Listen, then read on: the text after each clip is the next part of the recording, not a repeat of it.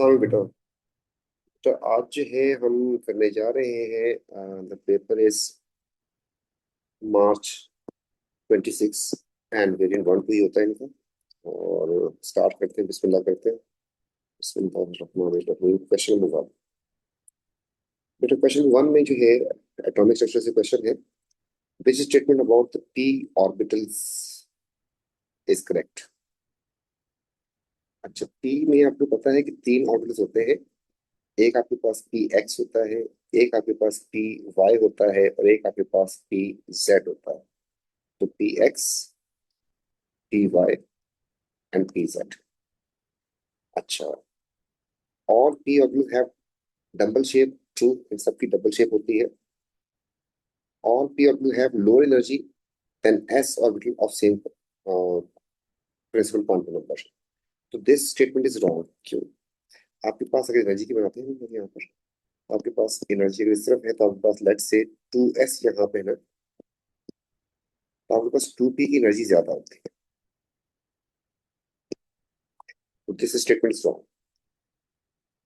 Each of the first four quantum number contain p orbital।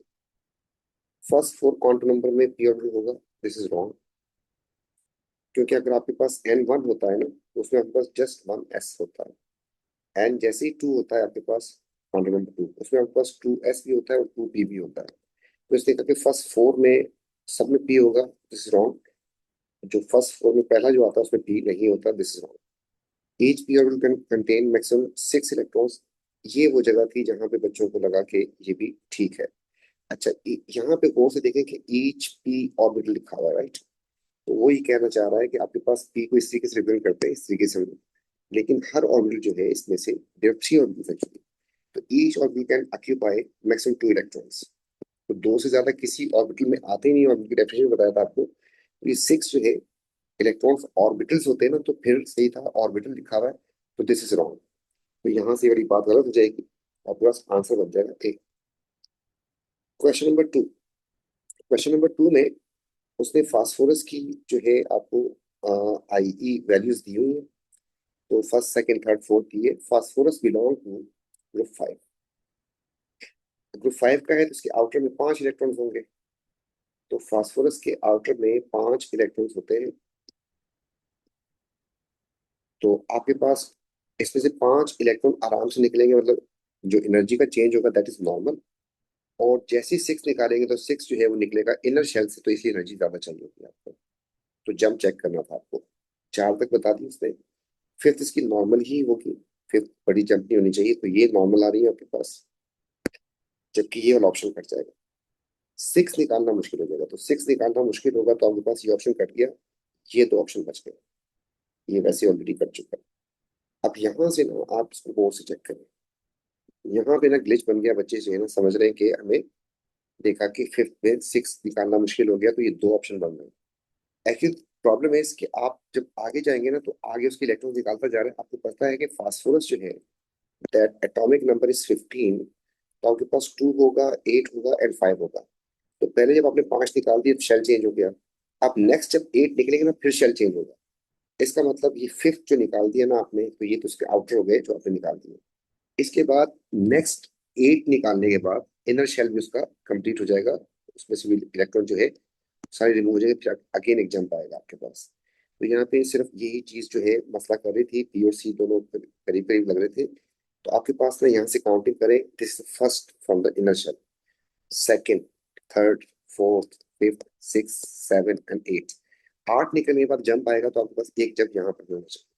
तो इसमें देख लें कहाँ पे जंप आ रहा है आपके पास। 59 से 200। ये बहुत बड़ा जंप है।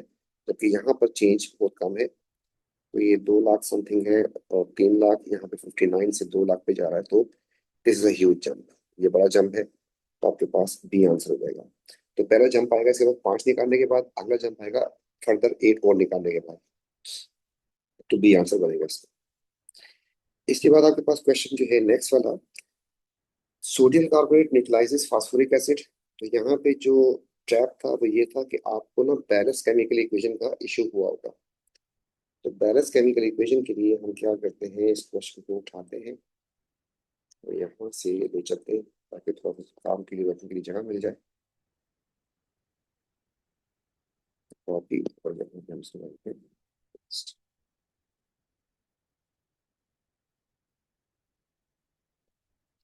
तो यहाँ पे ना बैलेंस केमिकल इक्वेशन का इशू था और कुछ नहीं था। नंबर वन, आपको सोडियम कार्बोनेट का फार्मूला सही वाला आना चाहिए था।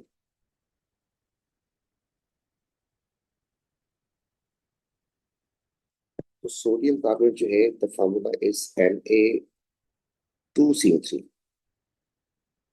Because the velocity of this is 2 and this 1। तो ये अगली बात, फास्फोरिक एसिड का फार्मूला सबको आता है and that is H3PO4। The next thing is, जब ये सॉल्ट बनेगा इसमें तो उसका फार्मूला क्या होगा? सॉल्ट कैसे बनाते हैं कहते हैं किसी एसिड का H हटा दो और उसकी जगह मेटल लगा दो। ये लगा दिया। अब आपको पता है कि इसकी वैलेंसी 1 होती है, इसकी वैलेंसी 3 होती है, तो आपके पास फार्मूला जो बनेगा Na3PO4 बनेगा। तो आपने यहाँ पे लिख देना Na3 एंड PO4। साथ आपके पास बननी है कार्बन डाइऑक्साइड एंड साथ आपके पास बनना है वाटर। एक्चुअली हमें ना इन दोनों की रेशियो चाहिए थी, सोडियम कार्बोनेट की फास्फोरिक एसिड की। आप बैलेंस करने की कोशिश करते हैं तो सिंपल सा रूल है कि ऑड को इवन करते हैं अगर रिडॉक्स ना हो। आपके पास यहाँ पे सोडियम 2 है, यहाँ पे 3 है, तो इनमें से ये ऑड नंबर है, आप यहाँ पे 2 लगा दें। तो इस तरीके से आपके पास 6 हो गए, तो आपने यहाँ पे 3 लगा देना, ये भी हो जाएंगे आपके पास इक्वल। अब आपके पास यहाँ पे गौर से देखें तो फास्फोरस आपके पास 2 हो चुके हैं, तो आपको यहाँ पे फास्फोरस 2 करने के लिए 2 यहाँ पे भी लगाना है। अब जो है आपके पास कार्बन जो है वो 3 हो गए, तो आपके पास कार्बन डाइऑक्साइड 3 हो जाएगी, उसकी वजह से जरूरत नहीं थी, हमारा काम मेनली हो गया था। एंड हाइड्रोजन की अगर बात करते हैं तो हाइड्रोजन आपके पास यही है 6, तो आपने यहाँ पे 3 लगा देना था। तो ये बैलेंस करने की कोई जरूरत नहीं थी। एक्चुअली हमें ना ये चीज जो है चाहिए थी, तो ये जब मिल गई आपके पास, आपको एक ही कॉन्स्टलेशन वॉल्यूम बताया, दूसरे कॉन्स्टलेशन वॉल्यूम पूछा है, टाइटेशन से रिलेटेड क्वेश्चन है, आपने इसका CV/N इसके नीचे लिख देना है एंड इसका CV/N इसके नीचे लिख देना है। तो सोडियम कार्बोनेट जो है उसकी वॉल्यूम उसने पूछा है, कॉन्संट्रेशन बताइए, कॉन्संट्रेशन 0.5, वॉल्यूम आपको फाइंड करना है एंड इसका जो एन है ना मोल्स, वो आपके पास बैलेंस इक्वेशन से आते हैं तो 3। इस तरीके से उत्तर चलते हैं। कॉन्सेंट्रेशन उसकी जो दी है दैट इज 0.25 एंड वॉल्यूम जो है ना इसका वो दिया है 40 एंड मोल्स इसके आ जाएंगे यहाँ से 2। इसको सॉल्व करेंगे। अच्छा, अब आपने इसको वॉल्यूम को मैंने 1000 से डिवाइड नहीं किया, तो मेरे पास वो आंसर जो है वो सेंटीमीटर क्यूब में ही आएगा।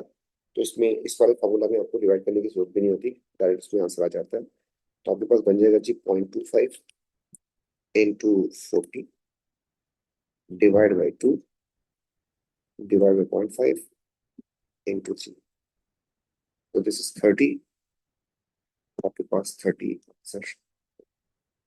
आपने ट्राई करनी, सबसे पहले कभी ऐसा क्वेश्चन आता है आपके पास मोस्ट में, बस ये होता है कि बैलेंस इक्वेशन आपको वो की बजाय एएस में लिखनी होती है। इसके बाद क्वेश्चन नंबर 4 था आपके पास। क्वेश्चन नंबर 4 में वो कह रहा है कि कंप्लीट कंबशन ऑफ एल्कीन, इसकी इक्वेशन कौन सी ठीक है। तो इसमें सारे बच्चों ने आइडेंटिफाई कर दिया होगा। आपको बताया था जितने ये होते हैं ना, इसको भी उठा लेते हैं थोड़ा सा, इसमें ऑक्सीजन की बैलेंसिंग का इशू हुआ होगा सबको। तो बाकी तो बहुत आसान है, आप लोग ओ लेवल से ये देखते हुए आ रहे हैं। तो क्या इशू आया था इसको देखते हैं जरा, यहाँ पे इसको पेश करते हैं। देखिए ये बात आप सबको पता है कि जितने कार्बन होते हैं उतनी कार्बन डाइऑक्साइड बन जाती है, और जितने हाइड्रोजन उसका हाफ वाटर बनता है। लेट्स से मैंने उठाया C4NH810 कुछ भी हो, कोई भी हाइड्रोकार्बन, तो आपके पास इससे कंप्लीट कंबशन में कार्बन डाइऑक्साइड और वाटर बनेगा। अच्छा, फिर आपको बताया गया था ओ लेवल से जितने कार्बन होते हैं उतनी कार्बन डाइऑक्साइड, एंड जितने हाइड्रोजन होते हैं ना उसका आपने हाफ करना होता है, तो आपके पास ये 4 हो जाएंगे। इस बेस के ऊपर आपके पास यहाँ पे देखें अभी तक तो कौन कौन सा फॉर्मूला ठीक है। तो कार्बन और ये जितने एन थे और उसका हाफ, ठीक है, तो आपके पास ये वाला फॉर्मूला करेक्ट है। आपके पास इस तरीके से ये वाला फॉर्मूला करेक्ट है। तो आपके पास ये 2 ऑप्शन बन रहे हैं। ये 2 एन वाटर नहीं बनते, इसको काट दें। अच्छा, अब जो है हमने उसने हमें एन दिया। अब इसमें ऑक्सीजन की बैलेंसिंग बता दो कैसे करनी है। ऑक्सीजन की बैलेंसिंग ऐसे करनी है कि आपके पास ना ऑक्सीजन के एटम काउंट कर लें। एटम कितने हो गए यहाँ पर? तो एटम काउंट करने के लिए आपने 4 इंटू 2 कर दिया यहाँ पर, जबकि यहाँ पर आपने कर दिया 4 इंटू 1। तो यहाँ से बन जाएंगे 8, यहाँ से बन जाएंगे 4। टोटल एटम्स जो है ना आपके पास हो गए 12। So these are oxygen atoms. लेकिन हमें तो लेना होता है O2। तो 12 एटम करने के लिए आपको किससे मल्टीप्लाई करना पड़ेगा, इसको 2 से डिवाइड करके 12/2 ऐसे करना पड़ेगा। इसी बेस के ऊपर आप इसको कर ले बैलेंस। तो आपने लिखा Cl, तो आपके पास ना NCO2 बन जाएंगे। आपने लिखा H2n, आपके पास उसका हाफ बनेगा, मतलब NH2O बन जाएंगे। आप ऑक्सीजन के एटम काउंट करते हैं, तो आपने इसको इंटू 2 करना है, जबकि इसको इंटू 1 करना है। एटम्स आएंगे आपके पास, एटम्स बन जाएंगे आपके पास। इन दोनों काउंट करें तो ये 2n हो गया एंड ये n हो गया, मतलब 3n आपके पास आ गए एटम्स। अब आपको ऑक्सीजन के साथ, तो आपने करना क्या है, 3n/2 करना है ताकि वो मॉलिक्यूल बन जाए। जैसे यहाँ पर किया था मैंने 12/2 कर दिया था, ऐसे आपने यहाँ पर भी इसको 2 से डिवाइड कर देंगे, आपके पास मॉलिक्यूल बन जाएंगे। तो आपके पास बन जाएगा इसका आंसर फिर, ये वाला गलत हो जाएगा, ये करेक्ट हो जाएगा। D is the correct answer. Question number 5।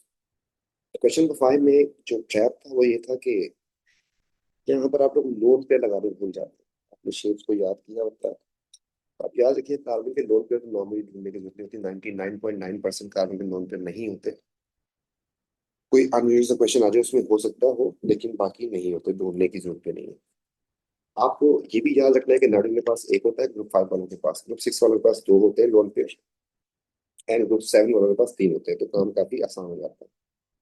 अब उससे जो एंगल्स पूछे आपके पास, तो आप सबसे पहले लोन पेयर लगा दें। ऑक्सीजन के पास ग्रुप 6 का था तो 2 इलेक्ट्रॉन से यूज कर लिए। अब उसके पास में बच गए हैं ये इलेक्ट्रॉन्स, 4 इलेक्ट्रॉन्स। तो टोटल 6 पूरे हो गए। स्पेस के ऊपर आपके पास में यहाँ पर इलेक्ट्रॉन पेयर हो गए आपके पास कितने, 4। अब 4 में एंगल कितना होता है आपको पता है, 109.5 होता है। अब इसमें 2 लोन पेयर जिसकी वजह से -2.5 एंड -2.5 कर देंगे, तो मतलब 104.5 बन जाएगा इसका एंगल। आप लिखते हैं इसको कि दिस इज 104.5। अगला जो आपके पास कार्बन, जो ये कार्बोनाइल का आ रहा है, इसमें क्या करना है आपको, इसमें आपको चेक करना है डबल बॉन्ड को एक ही बॉन्ड पे काम करते हैं। कार्बन के पास बॉन्ड पे तो होता नहीं, 3 लोग आ रहे हैं। 3 में एंगल कितना होता है, you know very well, 120। And इस तरीके से अगर आगे प्रोसीड करते हैं, उस वाले कार्बन को जो एल्केन का है, तो उसकी सराउंडिंग में ना 4 इलेक्ट्रॉन पेयर आ रहे हैं, दोनों पे उसके पास है नहीं। तो 4 में जो एंगल होता है दैट इज 109.5। दोनों पे कोई है नहीं, उसका इम्पैक्ट नहीं आएगा। तो तीनों एंगल आपके पास आ गए हैं, 120 भी है, 109.5 भी है, और ये। तो स्मॉलेस्ट फर्स्ट, ऑक्सीजन के ऊपर लोन पे बहुत ज्यादा होने की वजह से उसका एंगल बहुत छोटा है, तो सबसे छोटा 3 होना चाहिए। उसके बाद आपके पास इस सीक्वेंस को अगर देखें, तो फिर आपके पास आएगा 1, एंड फिर आपके पास आएगा 3, इसमें भी आ रहा था, 1 इसमें नहीं आएगा। एंड फिर सबसे बड़ा एंगल आपके पास बन रहा है 2। तो 2 is the largest and 3 is the smallest. C is the correct answer. AlCl3 आपको बताया था कि ये कोवलेंट मॉलिक्यूल है, प्राइमरी फॉर्म यूज करता है। तो आयनिक तो है नहीं, काट दे। यहाँ पर जो वो शो कर रहा है, तो this diagram is also wrong. यहाँ पे ये शो कर रहा है कि एल्यूमिनियम के पास इलेक्ट्रॉन इस तरीके से बॉन्डिंग की हुई है। तो ऐसे तो नहीं है कि इसने बॉन्डिंग की हुई क्लोरीन जो है सेपरेटली आ जाएगा। तो यहाँ पर ये जो शो किया ना, तो ये इसके साथ अपने साथ बॉन्डिंग करते, दिस रॉन्ग। तो करेक्ट में आपके पास होना ये चाहिए, आपके पास ना एक एल्यूमिनियम का जो क्लोराइड का एक मॉलिक्यूल ये हो गया, तो दूसरा मॉलिक्यूल जो है आपके पास ये हो जाएगा आपके पास, इसको देखिए इसे। तो आपके पास मैं इसका पहले भी कर देता हूँ मैं, ताकि आपको पता चले कि दो आप इसमें कनेक्टेड है थ्रू रोटेटेड फॉरवर्ड बॉन्ड। इस तरीके से यहाँ पर भी आपको नजर आ रहा होगा। तो इसी को पूरे को कॉपी मार के देखते हैं होता है कि नहीं। यहाँ भी ले जाते हैं इसको, तो यहाँ पर भी ऐसे ही है। अब एल्यूमिनियम क्लोराइड में आपके पास डॉटिंग क्रॉस होना चाहिए। तो ये डॉटिंग क्रॉस हो गया, डॉटिंग क्रॉस हो गया, डॉटिंग क्रॉस हो गया। ये वाला डॉट एंड क्रॉस नहीं होना चाहिए, डेटिव बॉन्ड होना चाहिए। एल्यूमिनियम के पास तीन इलेक्ट्रॉन्स थे, उसने तीनों को यूज कर लिए। सो दिस इज रॉन्ग, ये जो बना हुआ है दिस इज रॉन्ग, इसको काटने क्रॉस करने जा रहा हूँ मैं। जबकि इस वाले में देखें तो आपको नजर आएगा कि इसके तीन इलेक्ट्रॉन होने की वजह से तीन तो इसने शेयरिंग की नॉर्मल वाली, एंड एक इसका जो है ना डेटिव बॉन्ड आ रहा है यहाँ पर। सिमिलरली अब दूसरी तरफ देखेंगे तो तीन इसने नॉर्मल शेयरिंग की हुई है, और एक इसका जो है डेटिव बॉन्ड यहाँ पे आ रहा है, तो D is the correct answer. उसमें आपको याद होगा कि एल्यूमिनियम क्लोराइड में आपके पास इसकी dot and cross, aluminium chloride एक मॉलिक्यूल, एंड एल्यूमिनियम क्लोराइड का दूसरा मॉलिक्यूल। तो ये जो है इसके साथ डेटिव बनाता था, ये इसका डेटिव बॉन्ड बनाता था। तो आपके पास जो है एल्यूमिनियम तीन नॉर्मल कोवलेंट बनाता है और एक डेटिव बॉन्ड बनाता है, तो D is the correct answer. Question number 7।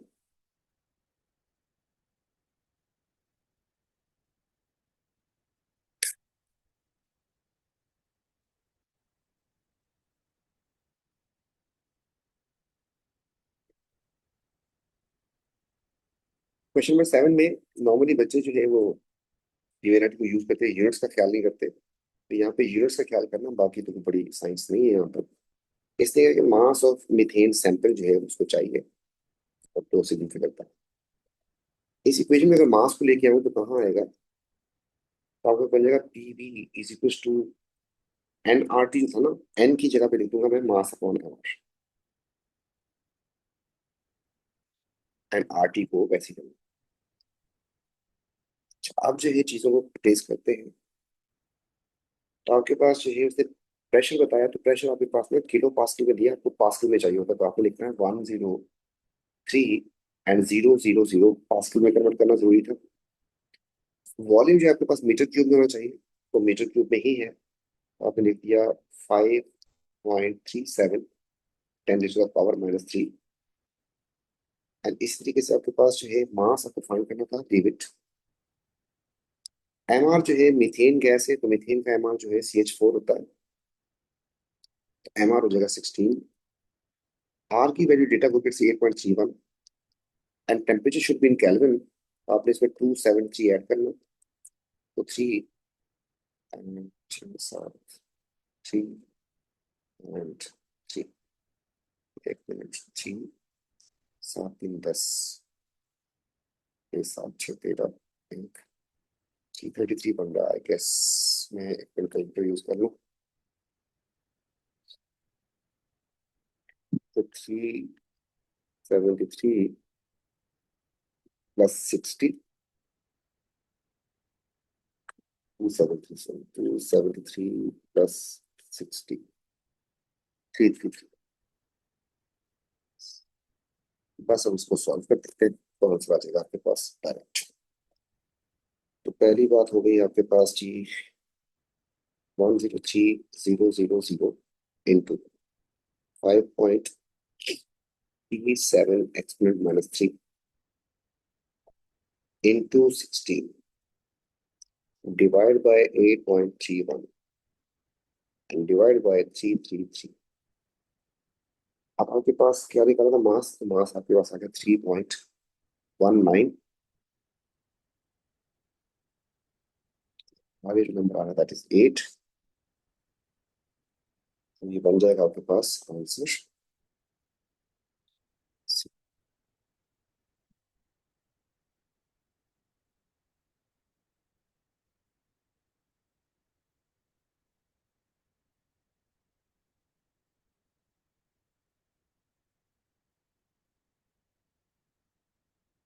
Next question जो है आपके पास दैट इज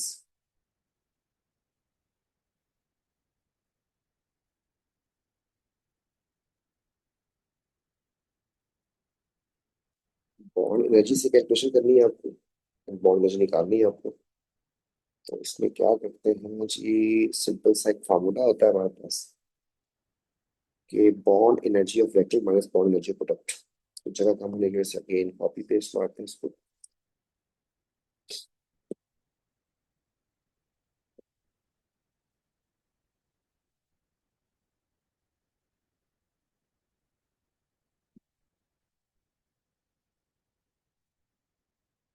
तो इस क्वेश्चन में आपके पास दिया है 3H2 plus N2 is equal to 2NH3। तो आपको ओलिफिसी करते हुए आ रहे होते हैं, आपको पता होना चाहिए कि यहाँ पर ना असल में ये वाले 3 बॉन्ड है, एंड सिमिलरली आपके पास ये वाला जो है आपके पास ट्रिपल बॉन्ड एक है। एंड यहाँ पर चलते ना तो आपके पास इसका मतलब होता है, इसको थोड़ा साइड पे करो, तो NH3 था जो कि 2 दफा है, आपने इधर लिखा, आपने इधर लिखा। फॉर्मूला बड़ा सिंपल सा है,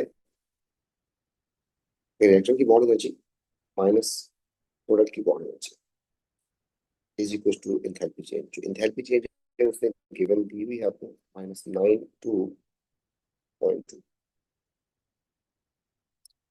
यहाँ पर आपके पास एच एच की जो बॉन्ड है ना वो है 3, जबकि एन की बॉन्ड एनर्जी की निकालनी है। आप इसको कर दे, एक ही बॉन्ड है, एक्स कर दे इसको, इसको निकालना है, ऐसी छोड़ना आपकी मर्जी है।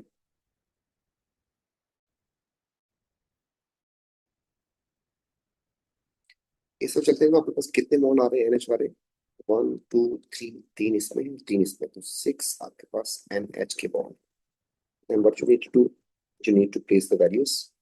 तो इट इज एच एच की दैट इज 3 × 4 36 प्लस इसको एक्स कर लो। उस सब चलते हैं तो 6 × 3 88। बस सॉल्व कर लेते हैं, आंसर आ जाएगा इसका।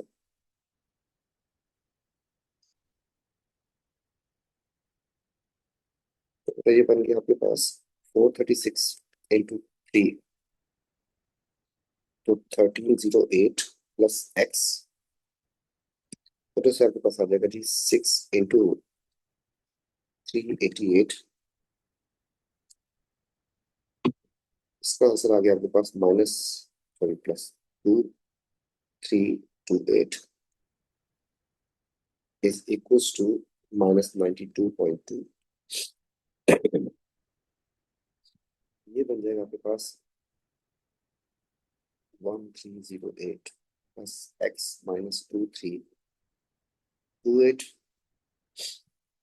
प्लस कर देते हैं 1308। ये आपके पास आ गया जी 36।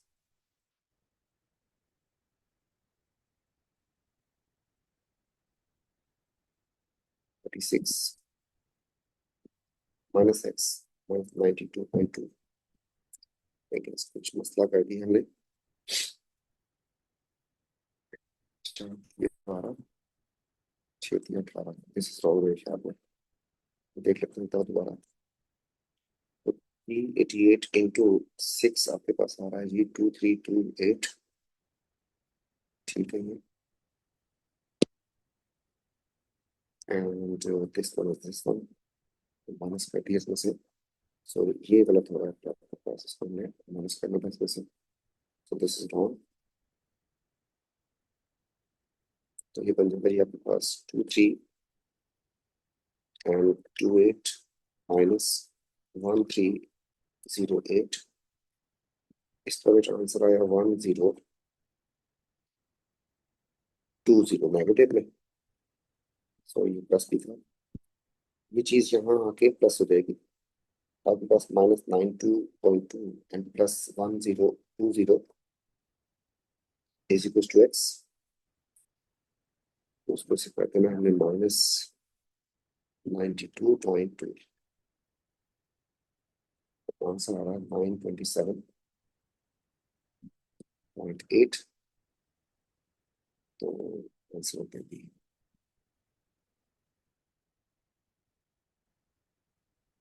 ये क्वेश्चन हमने क्या दिया 928। इसके बाद यहाँ पे वो कह रहा है कि एंथैल्पी चेंज ऑफ फॉर्मेशन। बेटा फॉर्मेशन में ना होता क्या है कि one mod of a compound from its element, एक बात कॉन्सेप्ट थोड़ा सेट करें। लेट से आपको देता है कि कार्बन डाइऑक्साइड, तो आपने उसके पीछे एलिमेंट्स होने चाहिए अपनी स्ट्रेंथ से। आपसे कहता है ग्लूकोज आपके पास ना इसके एलिमेंट्स होने चाहिए अपनी स्टैंडर्ड स्टेट में। आपसे कहता है MgHCO3, ऐसा वेट सा। आपके पास इसके एलिमेंट्स होने चाहिए, Mg होना चाहिए, H2 होना चाहिए, C होना चाहिए एंड O2 होना चाहिए। और अपनी स्टैंडर्ड शेप में मतलब सॉलिड हो ये। तो फॉर्मेशन हमेशा एलिमेंट से होती है। तो यहाँ पे अगर देखो ना तो इसमें ना एलिमेंट नहीं है, ये कंपाउंड है। ये तो प्रोसेस नहीं हो सकता। इस प्रोसेस की बात करते हैं तो आपके पास अगेन कंपाउंड आ रहा है, ये भी काट दें। इस देखिए अगेन कंपाउंड आ रहा है, ये भी काट दें। एलिमेंट्स ना आपके पास यहाँ पर आ रहा है सिर्फ शुरू में। तो फिर यहाँ से देखें ना तो आप लोग, तो इसमें आपके पास इस प्रोसेस में आपके पास कंपाउंड बन रहा है। अब आपको ना थोड़ा सा कंफ्यूज करने के लिए उसने साथ क्या लिखा हुआ है, ऑक्सीजन भी लिखा हुआ है। देखिए वो तो बन गया, तो ये ऑक्सीजन से माइनस कर दे। ऑक्सीजन तो वैसे ही कैरी फॉरवर्ड किया ना इसने। तो आप वन लिखते हैं तो आप उस एलिमेंट को इग्नोर कर दें। आपके पास इससे इससे और इससे ये बन गया, एक्स्ट्रा ऑक्सीजन लिखी थी और साइकिल कंप्लीट करने के लिए उसने। आपके पास आप इसको इग्नोर कर दें। आपके पास देखिए ये कंपाउंड जो है इंशाल्लाह बन गया है। इसको इग्नोर कर दें एलिमेंट को। सिमिलरली इस तरफ आते हैं दूसरी वाले में, एलिमेंट से बन सकता था। अब ना इस सब चेक करें आप। आपके पास वन वन कंपाउंड का बन रहा है फ्रॉम इट्स एलिमेंट, ठीक है। बाकी एलिमेंट जो साथ कैरी हो रहे हैं गैस गैस और oxygen, तो इनको आपने फिर इग्नोर कर दे। तो इनको भी आपने इग्नोर कर दिया तो आप देखेंगे वन वन बन रहा है आपके पास। सो इसको अगर मैं लिखना चाहूँ तो बेटा ये बन जाएगा मेरे पास, ये होगी आपके पास फॉर्मेशन ऑफ HCOOH, क्योंकि this can be term as formation of carbon monoxide. तो फॉर्मेशन हमारे पास 1 and 2 आ रहा है प्रोसेस, 1 and 2। तो बाकी कोई प्रोसेस नहीं है, तो यहाँ पर 1 and 2 का ऑप्शन तो नहीं है, वन ओनली दिया हुआ उसने। और उसको एक्सेप्ट कर लेते हैं अभी। अदरवाइज टू भी आपके पास था, 1 and 2 दोनों में फॉर्मेशन जो है नजर आ रही थी आपको। एलिमेंट्स को हमने इग्नोर कर दिया था। तो क्या आंसर बन गया जी? हाँ ठीक है, 1 होगी। नेक्स्ट क्वेश्चन जो है क्वेश्चन नंबर 10 आ गया आपके पास। इसमें से कह रहा है डिस्प्रोपोर्शनेशन कौन सी वाली है। ये भी थोड़ा सा ग्लिची सा क्वेश्चन था, जिसमें बच्चे जो है उन्होंने गलती की है। और गलती क्या की है, डिस्प्रोपोर्शनेशन की डेफिनेशन उसने बड़े अच्छी तरीके से पूछा है। और वो क्या थी कि सेम एलिमेंट ऑक्सीडाइज भी हो एंड रिड्यूस भी हो, बस वो दोनों रिएक्शन करें। यहाँ पर आते हैं ना तो हार्डवेयर किसी भी कंपाउंड में तो +1 ही होता है, चेंज नहीं हो सकता। ऑक्सीजन की अगर ऑक्सीजन से यहाँ पे निकालने की कोशिश करते हैं आप लोग, तो याद रखिए अगर आपको इसको इग्नोर करना होता है कोफिशिएंट को, तो इसको हम फाइंड करने की कोशिश करते हैं ना, तो बेटा नेट चार्ज आपका हो गया यहाँ पर 0। इस कंपाउंड पे कोई चार्ज नहीं। इसको मैं फाइंड करना 2x कर दिया, क्योंकि पर ऑक्साइड सुपर ऑक्साइड में ना ऑक्सीजन स्टेट ऑक्सीजन की चेंज हो जाती है, -2 नहीं रहती। जबकि 2 हार्डन की वजह से हो जाएगा 2+। इसको जैसे ही सॉल्व करेंगे तो हमारे पास आ जाएगा 2x equals to -2 and x आ जाएगा हमारे पास -1। तो यहाँ पर ऑक्सीजन स्टेट जो निकली है ना इसकी, ऑक्सीजन की वो आई है -1। इस कंपाउंड में चेक करें तो नॉर्मल कंपाउंड है, नेट चार्ज 0, नो इट।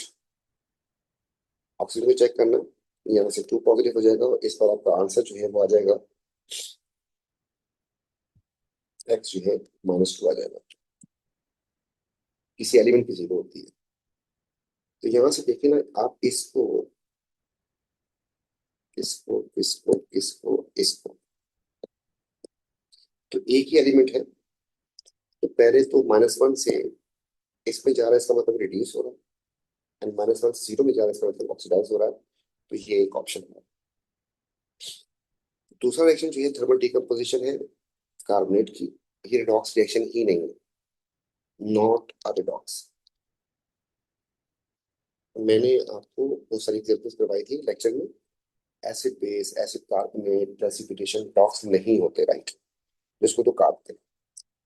पहचान बताई थी बड़ी वाली कि एलिमेंट अगर नजर आ जाए तो आपको डॉक्स लाजमी होता है। तो आपको देखिए एलिमेंट इसमें नजर आया था, इसमें भी नजर आ रहा है, इसमें भी नजर आ रहा है, ये सारे डॉक्स है, ये डॉक्स नहीं थे। इस वाले को चेक करते हैं तो इसमें देखते हैं कि बेटा ऑक्सीजन अगर निकालेंगे ना इसकी, तो इसमें मैग्नेट की जो निकलेगी ना इसकी की, तो वो बन जाएगी। मैं जल्दी जल्दी करता हूँ, 0 -8 x एंड +1। इसको जैसे सॉल्व करेंगे +7 आ जाएगा। इसमें आते हैं दूसरे वाले में, नेट चार्ज 0, -8 + 2x, तो ये आ जाएगा +6। इस वाले में आते हैं तो 0 -4 हो जाएगा, ये x किया +4 आ जाएगा। यहाँ तक देखें तो बिल्कुल सही लग रहा है। +7 से इसमें किया तो रिड्यूस हो गया, +7 से इसमें गया तब भी रिड्यूस हो गया। तो ऑक्सीडाइज भी होना चाहिए था, तो रिड्यूस हो रहा, ऑक्सीडाइज नहीं हो रहा। ठीक है। और अच्छा, दूसरी बात यहाँ पे एक चीज और देखेंगे, एक और एलिमेंट यहाँ पे, तो मैं मैग्नीज को मार्क करता हूँ। मैग्नीज ने पहली बार तो दोनों केसेस में रिड्यूस हो रहा है। मीन वाइल ऑक्सीजन जो है किसी कंपाउंड में क्या होता है, -2। तो यहाँ पे ये -2 था, तो यहाँ पे 0 है, तो ऑक्सीजन जो है ऑक्सीडाइज हो रहा है एक्चुअली। तो ये डिस्प्रोपोर्शनेशन में काउंट नहीं होगा। And the last one, if you want to see, देखिए इसमें, तो यहाँ पर सोडियम को तो चेक करने की जरूरत नहीं है आपको, +1 होता है, हटा दो इसको। यहाँ पर ऑक्सीजन की अगर बात करते हैं तो ऑक्सीजन जो है, नाइट्रोजन ऑक्सीजन का मसला रह गया। तो आपके पास ना ऑक्सीजन -2 से 0 में जा रहा है, तो ऑक्सीजन जो है आपके पास वो ऑक्सीडाइज हो रहा है। जबकि अगर नाइट्रोजन की बात करता हूँ, नाइट्रोजन की, तो आपके पास यहाँ पर नाइट्रोजन के लिए हटा देते हैं इसको, ऑक्सीजन शेट निकालते हैं आपके पास, जल्दी जल्दी से इसको इग्नोर करें।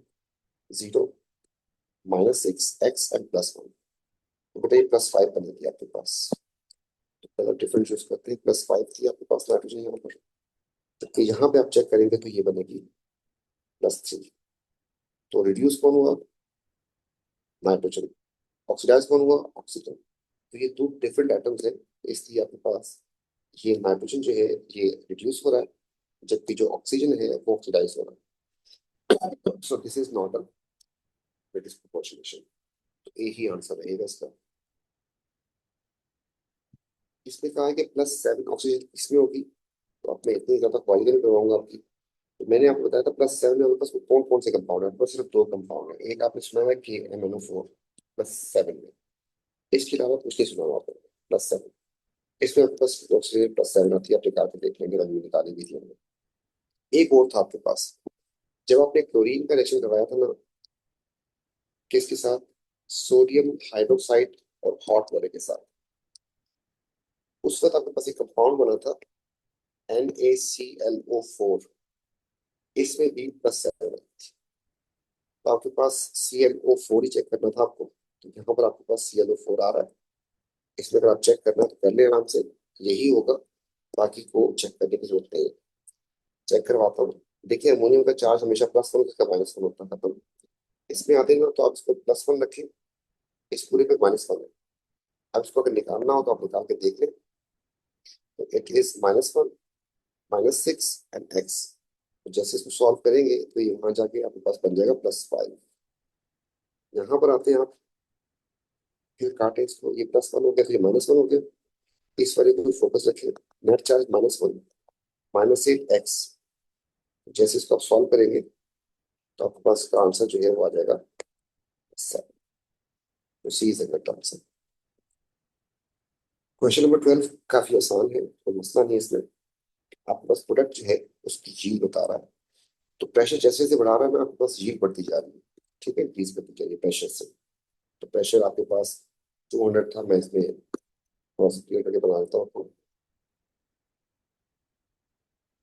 तो आप किसी भी जगह में चेक कर ले, तो 100 पे आपके पास कम यील्ड आ रही है, 200 पे ज्यादा यील्ड आ रही है, किसी भी जगह चेक कर लो इसमें भी। तो प्रेशर बढ़ाने से बढ़ रहा है, कम बढ़। एंड नंबर 2, एक चीज और नोट करेंगे, टेम्परेचर जो है, कम टेम्परेचर पे आपके पास ज्यादा यील्ड आ रही है, राइट। एंड जैसे आप टेम्परेचर ज्यादा करते हैं तो आपके पास कम यील्ड आ रही है। तो इसका मतलब ये हुआ, ये रिएक्शन जो है इसमें जेड की यील्ड की बात की है, तो लो पे इसकी यील्ड ज्यादा होती है, और हाई टेम्परेचर पे इसकी यील्ड कम हो रही है। तो ऐसे कौन से रिएक्शन होते हैं जिसमें टेम्परेचर ज्यादा करने से फॉरवर्ड रिएक्शन जो है वो फेवर्ड ना हो, या यील्ड प्रोडक्ट की कम हो जाए। तो इसका मतलब ये हुआ कि by increasing temperature forward reaction is not feasible, या प्रोडक्ट yield decreases। पूरे टेम्परेचर से आपको अगर याद हो तस्वीर क्या थी, टेम्परेचर ज्यादा करने से N2 आगे जाते हैं और X2 पीछे जाते हैं। तो ये पीछे जा रहा है रिएक्शन टेम्परेचर ज्यादा करने से, रिवर्स हो रहा है, हीट कम हो रही है इसकी। इसका मतलब ये एक एक्सोथर्मिक रिएक्शन होगा। तो आपके पास एक्सोथर्मिक रिएक्शन को टिक कर दिया मैंने। बाकी बातें अगर कहते हुए बता देता हूँ। Decreasing temperature decreases the value of equilibrium constant. लेकिन ये बात उल्टी हो रही है। आपके पास जैसी टेम्परेचर कम था तो लो टेम्परेचर पे आपके पास प्रोडक्ट ज्यादा थी एंड रिएक्टेंट कम थी। तो जिसकी वजह से अगर ये ज्यादा थी आपके पास और रिएक्टेंट कम था तो केसी भी ज्यादा होगा ना। तो सिंपल वैल्यू केसी जो है वो डिक्रीज करेगी। डिक्रीजिंग डिक्रीज द वैल्यू काट देते हैं इसको। Decreasing temperature increases the rate of reaction. तो अब रेट की बात हो रही है, हीट की नहीं हो रही। पार्टिकल की एनर्जी कम कर दोगे आप तो इफेक्टिव क्लियर कहाँ से करेंगे, rate come. Increasing pressure increase the value equilibrium constant. Equilibrium constant की वैल्यू को सिर्फ टेम्परेचर के अलावा कोई चीज कोई फैक्टर जो है इफेक्ट नहीं कर सकता। तो इस बात को भी आपको काटना होगा, सिर्फ टेम्परेचर कर सकता है, आपने प्रेशर की बात की है। Next question is contact process से है। केपी का एक्सप्रेशन पूछा है। तो आपके पास केपी केपी दोनों में केसेस में आपके पास प्रोडक्ट ऊपर होती है एंड रिएक्शन नीचे होता है। और फिर जो कोफिशिएंट होते हैं वो पावर बन जाते हैं।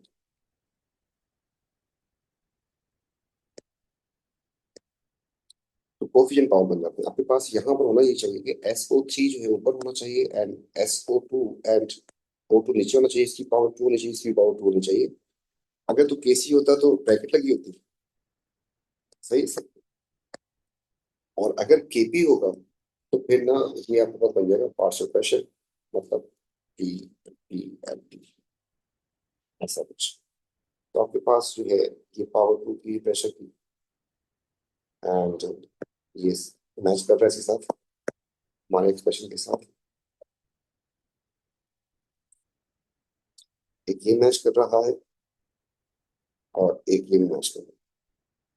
कॉन्टैक्ट प्रोसेस में उसने पूछा दूसरा कितने एटम यूज करते हैं। हैबर में हम करते हैं 200, इसमें करते हैं 1 to 2। तो A is the correct answer. Next question. When a mixture of nitrogen monoxide mixed with the oxygen gas, the molecule collide with each other. Uh, some of these collision are effective lead to reaction. The pressure of the mixture is increased at a constant pressure. चलिए pressure ज्यादा कर दिया इसने। बेटा pressure ज्यादा करने से होता क्या है, तो आपके पास ना यहाँ पर आपके पास पार्टिकल्स है। ये लो प्रेशर था।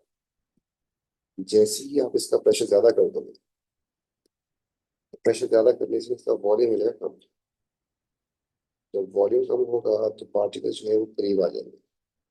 तो करीब आ जाएंगे तो कॉन्सेंट्रेशन बढ़ जाएगी, इफेक्टिव पोजीशन की बढ़ जाएंगी। प्रेशर से ज्यादा किया है इसलिए पार्टिकल्स करीब आ गए हैं। Frequency of collision, effective collision वो बढ़ेगी, इंक्रीज करेगी। Frequency of non effective collision, बेटा पार्टिकल के टकराने के चांसेस तो बढ़ेंगे ही ना। देखिए कोलिजन बढ़ेंगी तो इनइफेक्टिव इफेक्टिव दोनों बढ़ेंगी। बस इफेक्टिव होती है जिनके पास एक्टिवेशन एनर्जी होती है, तो वो रिजल्ट करते हैं प्रोडक्ट में।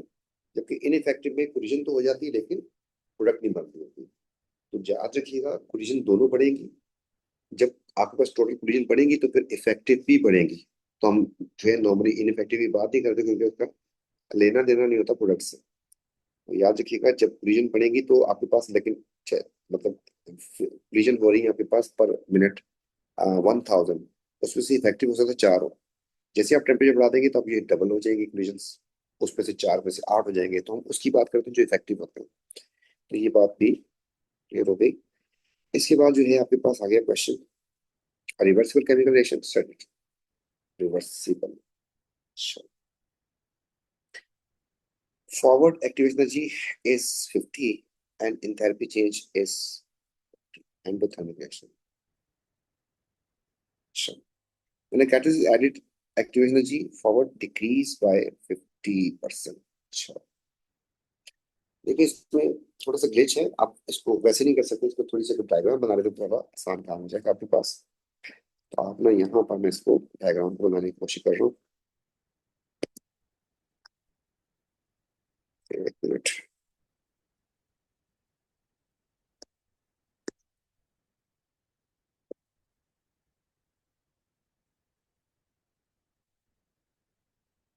एक मिनट जरा मैं इसको पॉज करके जरा थोड़ा सेट कर दूं।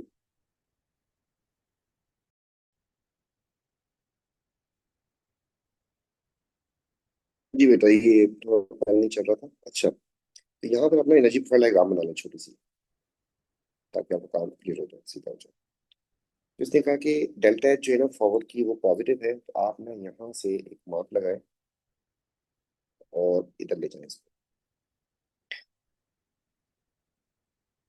अच्छा, ये दोनों पता नहीं हमें, इधर कर देता हूँ उसको। अच्छा, ये जो डिस्टेंस है ना आपके पास, ये होता है डेल्टा एच। ये उसने बताया कितना है, +20। एंड एक्टिव एनर्जी कितनी बताई उसने आपको? 50।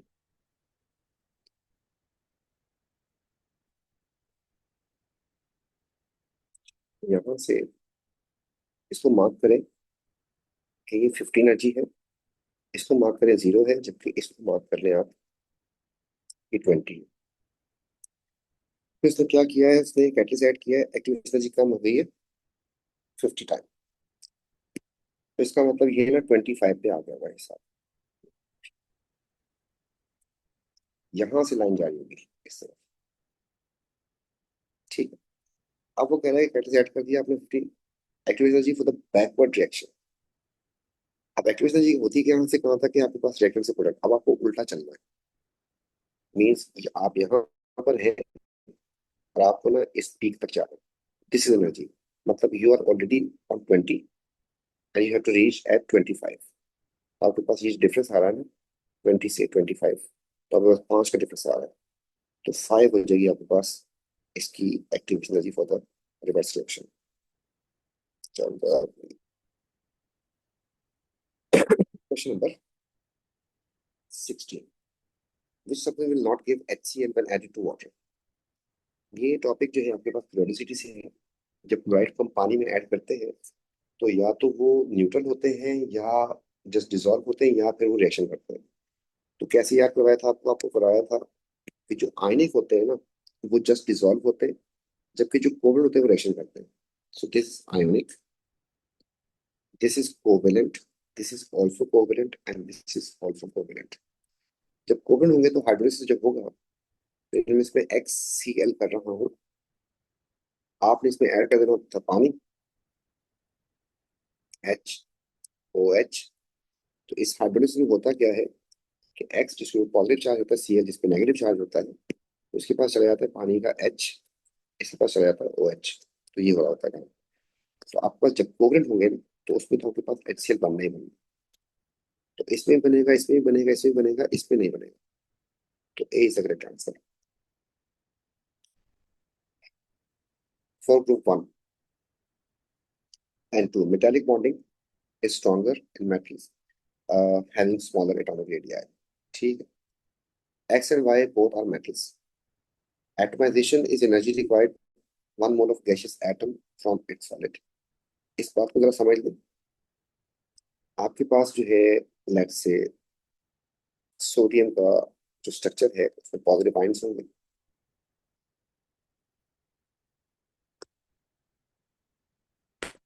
फिर जो है इनके दरमियान इलेक्ट्रोस्टैटिक फोर्स होगी ड्यू टू 3 इलेक्ट्रॉन्स बीच में होंगे, मेटालिक बॉन्डिंग होगी आपके पास। तो आपने को करना क्या, कन्वर्ट करना है किस चीज में, गैसियस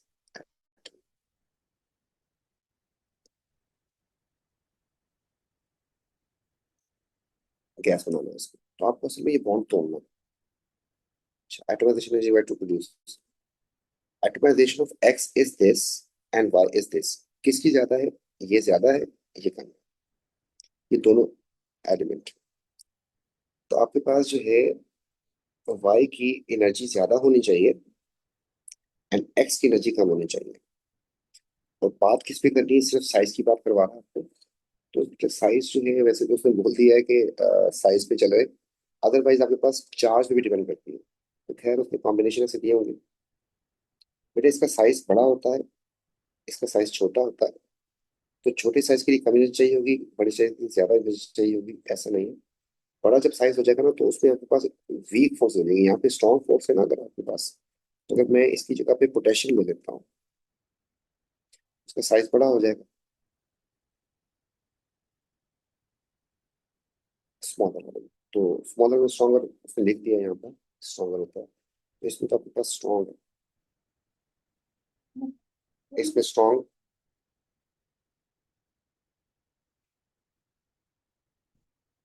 इसमें वीक है। तो स्ट्रॉन्ग के लिए ज्यादा चाहिए होगी। इसके बाद आपके पास यहाँ पे मैग्नीशियम भी आ जाता है आपके पास। तो मैग्नीशियम का साइज एंड सोडियम का साइज, ये हालात है इनके। तो थोड़ा सा छोटा होता है इसका साइज। मैग्नीशियम में स्ट्रॉन्गर फोर्सेस होंगी एज कम्पेयर टू इसके सोडियम के। तो ये वाली बात जो है आपके पास ग्रुप वन एंड टू दोनों पे लेके जा रहा है कहानी को। तो आपके पास यहाँ पर अगर हम बात करते हैं, तो मैग्नीशियम की वैल्यू ज्यादा होगी क्योंकि इस पे चार्ज प्लस टू होगा, तो चार्ज का जिक्र ही नहीं किया ना यहाँ पे। तो ये उसने थोड़ा बहुत खेल दिया यहाँ पर। इसमें स्ट्रॉन्गर फोर्सेस होगी, प्लस टू चार्ज होता है, इसमें प्लस वन चार्ज होता है। तो आपके पास जो है साइज जो है इसका मैग्नीशियम से छोटा होता है, और उसका तो आपके पास ये ऑप्शन जो है इसका बन रहा है।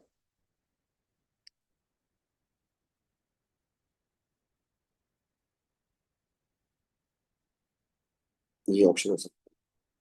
फिर सोडियम का साइज जो है बड़ा होता है, मैग्नीशियम का साइज छोटा होता है, तो ये ऑप्शन तो नहीं बनेगा। वैसे ज्यादा चाहिए था आपको, मतलब यहाँ पर स्ट्रॉन्ग फोर्स है एंड मोर एनर्जी चाहिए आपको। इसके बाद हम इसकी बात करते हैं, पोटेशियम का साइज बड़ा होता है, इसका साइज छोटा होता है। तो आपके पास इसमें कम एनर्जी चाहिए होगी आपको, तो ये वाला ऑप्शन भी नहीं हो सकता। तो इसमें आपके पास आंसर हमें बन सकता है, तो that is only B.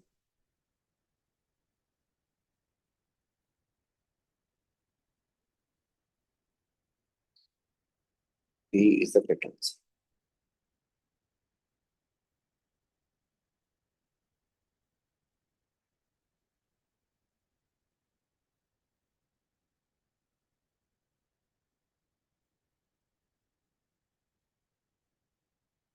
Next question जो है आपसे कह रहा है कि third period and compound trend across the period sodium to sulphur. Electronegativity आपको पता है कि अक्रॉस द पीरियड इंक्रीज करती है, आसान है ये। और ऑक्साइड्स, बेटा इस तरफ आपके पास अगर आप चलते हैं स्टेयर केस होती है, इधर आपके पास मेटल ऑक्साइड्स होते हैं, इधर आपके पास नॉन मेटल ऑक्साइड्स होते हैं। ये सारे एसिडिक होते हैं, ये आपके पास बेसिक होते हैं, जबकि ये वाले आपके पास एम्फोटेरिक हो जाते हैं। तो बेसिक से एम्फोटेरिक और मतलब एसिडिक, एक ऑप्शन ये बनता है, बेसिक एम्फोटेरिक एसिडिक, ये वाला। तो C is the correct answer. Next question जो है, hydroxide and carbonate of magnesium barium soluble ज्यादा कौन होगा। तो बेटा हाइड्रोक्साइड की सॉल्युबिलिटी नीचे की तरफ इंक्रीज करती है, डाउन द ग्रुप इंक्रीज करती है। तो इनमें से बैरियम जो है ज्यादा सॉल्युबल होगा। थर्मल स्टेबिलिटी, तो थर्मल स्टेबिलिटी नीचे पड़ती है क्योंकि पोलराइजिंग पावर कम हो जाती है उनकी। तो डाउन द ग्रुप जो है थर्मल स्टेबिलिटी इंक्रीज करती है। तो आपके पास बैरियम जो है वो ज्यादा होगा, जबकि मैग्नीशियम कम होगा। तो थर्मल स्टेबिलिटी और ये दोनों आपके पास ऑप्शन बन जाएगा इसका ए।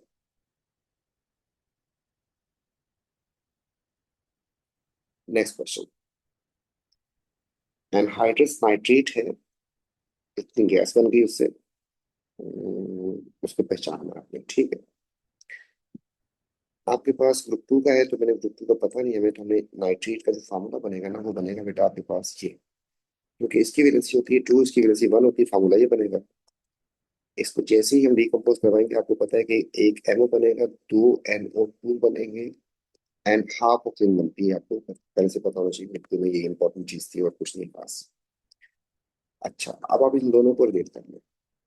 आपने इसका लिया था 3.0 ग्राम। अच्छा, इतनी गैस चली कि गैस को जाने दें 1.53, तो बच कितना गया रेजिड्यू। आपको बताया था इस तरीके से करने में इसके मोल के क्वेश्चन बहुत आसान हो जाते हैं। तो 3 - 1.53, उसका आंसर आ रहा है 1.47। बेटा ये भी मास है आपके पास। इसको ना आप इसके MR से डिवाइड कर दें। इसका MR कितना है, एम का नहीं पता, छोड़ दें। ऑक्सीजन का तो 16 होता है। इसमें भी इसको इसके MR से डिवाइड कर दें, एम का नहीं पता, छोड़ दें। एक नाइट्रेट जो होता है ना, एक नाइट्रेट वो होता है 62, तो दो नाइट्रेट हो जाएंगे 124। इसको सॉल्व कर लेंगे इंशाल्लाह आंसर आ जाएगा, आपके पास मेटल आ जाएगी। तो मेटल ढूंढते हैं। तो ये बन जाएगा आपके पास 3m प्लस, अच्छा जी 3 × 16 कर देते हैं तो बन जाएगा 48। वहां से बन जाएगा 147m प्लस 1.47 इंटू 124।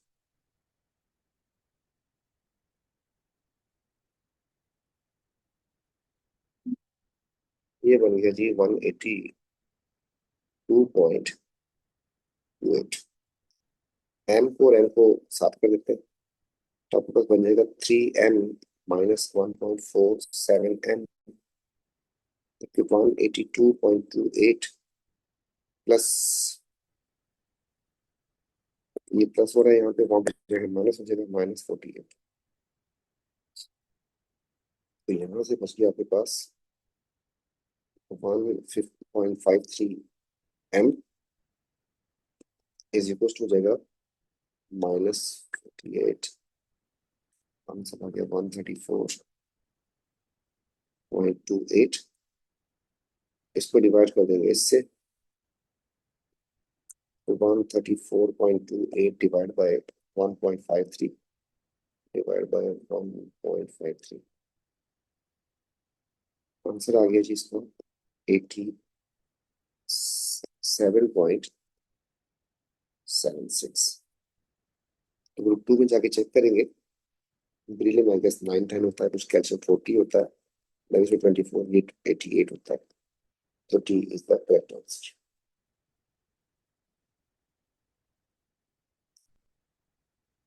इसके बाद जो है वो कह रहा है कि आपसे कि कॉन्सेंट्रेटेड सल्फ्यूरिक एसिड आपने ऐड किया, सोडियम ब्रोमाइड, कलरलेस गैस बनी, ब्राउन कलर सब्सटेंस बना। अच्छा, the colorless gas give green PPT with this. We should describe the reaction that produce the colorless gas and brown color substance. ये brown colour substance तो bromine ही हो गई ना। तो बेटा ब्राउन कलर जो सब्सटेंस बन रहा है ना आपके पास NaBr से, जब आपने इसका रिएक्शन करवाया है H2SO4 से, तो आपके पास बन जाएगा, इसमें एक तो बनेगा आपके पास Na एंड साथ हो गया Br, यहाँ से बनेगा NaHSO4, यहाँ से बनेगा HBr। तो पहला रिएक्शन तो आपके पास ये वाला तो एसिड बेस रिएक्शन होता है, एसिड बेस। अब जो HBr बना है ना आपके पास, ये अगर उसको रिड्यूस कर सका सल्फर को, तो आपके पास ना फिर ये बनेगा क्रोमीन, साथ बन जाएगा, आपको पता है कि SO2 बनना है और साथ आपको पता है कि H2 बनना है, तो ये था आपके पास ब्राउन गैस। तो यहाँ पे सल्फ्यूरिक एसिड ने एसिड बेस भी किया है और रिडॉक्स रिएक्शन, तो आपके पास ये जो उसने लिखा है कि आपके पास ब्राउन गैस बनी है ना। अच्छा, कलरलेस गैस का पूछा। अच्छा, कलरलेस गैस में आपके पास एसिड बेस है एंड ब्राउन वाले में आपके पास रिडॉक्स हो जाएगा। B should be the correct answer. वो दोनों एक ही बात की, उसने सिल्वर नाइट्रेट वाला जो है कुछ नहीं किया उसने, इसके साथ वैसे दिया था उसने। तो पहला वाला एसिड बेस होता है, आपको पता है कि इसमें ये सब कई था रिएक्शन, इसमें सल्फ्यूरिक एसिड का फंक्शन था एसिड ओनली, जबकि आगे अगर उसके साथ जो प्रोडक्ट बनी थी उसके साथ अगर उसका फर्दर रिएक्शन हो जाता है तो ये फिर ऑक्सीडाइजिंग एजेंट था और ये रिड्यूसिंग एजेंट था, तो वहां पर रिडॉक्स था। नेक्स्ट क्वेश्चन जी 22। यहाँ पर वो कह रहा है कि जी XY हाइड्रोजन हैं जी, और रिएक्शन हो गया आपके सामने, आप कर सकती है उसमें, बिहेवियर इसका क्या होगा। अच्छा, NaX का बिहेवियर क्या है इसका। बेटा पहली बात तो ये देख लें कि या तो इसका पूछा है तो आप इसको देख लें। इसको अगर देखता हूँ ना तो यहाँ पर तो ये जीरो है, जबकि सोडियम के साथ ये +1 होगा तो ये -1, मतलब क्या हुआ, ये रिड्यूस। ये रिड्यूस हो रहा है, इसको रिड्यूस किसने किया, इसी ने किया ना, उसका फंक्शन रिड्यूसिंग एजेंट हो जाएगा। तो यहाँ से इसको करते हैं रिड्यूसिंग एजेंट, दूसरी बात एक चीज और देखें, अगर मैं देखो इसका एक्स जो है ना यहाँ पे -1 था, यहाँ पे 0 हो गया, तो ये क्या हुआ, ऑक्सीडाइज। तो खुद अगर ऑक्सीडाइज हो इट्स सेल्फ, अगर इट्स सेल्फ ऑक्सीडाइज हो रहा है तो क्या फंक्शन हो जाएगा फिर, रिड्यूसिंग एजेंट हो जाएगा। तो ये हो जाएगा। अच्छा, अब ये बेटा रिएक्शन कैसे होगा, रिएक्शन ऐसे होगा, इस रिएक्शन में डिस्प्लेसमेंट रिएक्शन है, इसमें मोर रिएक्टिव गैस को डिस्प्लेस करता है। तो आपके पास ग्रुप 7 में चलते हैं ना, तो आपके पास फ्लोरीन ऊपर आता है, फिर क्लोरीन आता है, फिर आपके पास क्लोरीन आता है, और फिर आयोडीन आता है, फिर एस्टाटीन आता है। तो ये मोर रिएक्टिव होते हैं, जबकि ये लेस रिएक्टिव होते हैं, नीचे की तरफ रिएक्टिविटी डिक्रीज करती होती है। तो इसमें आप वो से देखें तो वाई ने ना उसको हटाया है, तो वाई ने असल में एक्स को उड़ा दिया है, तो Y is a more reactive, तो Y should be the more reactive and X should be the less reactive. आपके पास यहाँ से ये दो ऑप्शन बन रहे हैं, आपके पास बन जाएगा आंसर। नेक्स्ट क्वेश्चन, मोहर सॉल्ट क्रिस्टलाइन सॉलिड होता है, soluble in water, contain two cations, one is a iron 2 and one anion is this. Identify the second cation which is done by heating sodium hydroxide. A colorless gas evolve readily dissolve in water alkaline solution. बेटा ऐसी कौन सी gas होती है जो कि alkyne solution बनाए, हमारे पास पूरे सिलेबस में एक ही गैस है, वो कौन सी है, अमोनिया। अमोनिया को जब आप पानी में ऐड करते हैं ना, तो ये बन जाता है एक्चुअली जाके पानी के अंदर अमोनियम हाइड्रो ऑक्साइड, इसे हम बेसिक गैस कहते हैं, अल्काइन गैस का। तो गैस तो बनी है आपके पास अमोनिया। अब बनी कैसे है, बनी ऐसे है ये गैस, आपने सोडियम हाइड्रोक्साइड से रिएक्शन करवाया था किसी चीज का, और वहां से ये अमोनिया बनी। बेटा तो ये कौन हो सकता है, याद रखिएगा, बेस आपको बोल दिया ना, वैसे आपको टेस्ट ऑफ केटाइन में से पता होगा, जैसे हमने आपको याद करवाया था ना, ये बेस है, बेस रिएक्शन करती है ए स्क्वायर के साथ, 2a के साथ, एक होता है इनमें से एक एसिड, जबकि एक होता है आपके पास अमोनियम सॉल्ट। तो आपके पास ये बन रही है, तो ये फिर अमोनियम सॉल्ट ही होगा जिसका रिएक्शन किया। तो दूसरी बात, नाइट्रेट से बनती थी, लेकिन उसमें आपके पास जो है वो एल्यूमिनियम पाउडर भी ऐड करना होता है, टेस्ट अगर आपको याद हो उसकी बेस के ऊपर। वरना आपके पास सोडियम आयोडाइड जो है दो चीज रिएक्शन करेगा, एक आपके पास करेगा एसिड से, एक करेगा अमोनियम सॉल्ट से। जैसे एसिड करता है एमसीपी से, मेटल से, कार्बोनेट से। तो गैस होगी अमोनिया। श्योर, श्योर, ये तो मैं देखा नहीं, ग्रीन पीपीटी बने थे। अब आपके पास आयन कौन कौन से के अंदर, एक आपके पास सल्फेट, एक आपके पास है जी आयरन 2, और एक आपके पास अमोनियम निकल आया। आपने इसमें ऐड किया था किसको, सोडियम हाइड्रोक्साइड। इसमें बस दो आयन से सोडियम, पहले सोडियम को फारिग करते हैं। सोडियम इसके साथ रिएक्शन करेगा नहीं, पॉजिटिव पॉजिटिव से रिएक्शन करना है नहीं है, इसका रिएक्शन कर जाए तो आपके पास जो सॉल्ट बनेगा दैट इज सॉल्युबल, क्योंकि सोडियम के सारे सॉल्ट सॉल्ट में सोडियम को पीपीटी बना नहीं सकता। तो सोडियम को पीपीटी नहीं बना सकता, तो इसको जो है मैं यहाँ से काटने जा रहा हूँ। सोडियम हो गया जी फारिग। रह गया दूसरा कौन सा, ओ एच। बेटा जो ओ एच आएगा ना, वो जा सकता है इसके पास, इसके पास, इसके पास, तो नहीं जाएगा। देखिए, अमोनियम के भी सॉल्ट होते हैं सारे सॉल्युबल होते हैं, मतलब अमोनियम एन एन एन जो बताया था आपको, एक नाइट्रेट, एक अमोनियम, और एक फॉस्फोर वाले पत्ते सॉल्युबल होते हैं।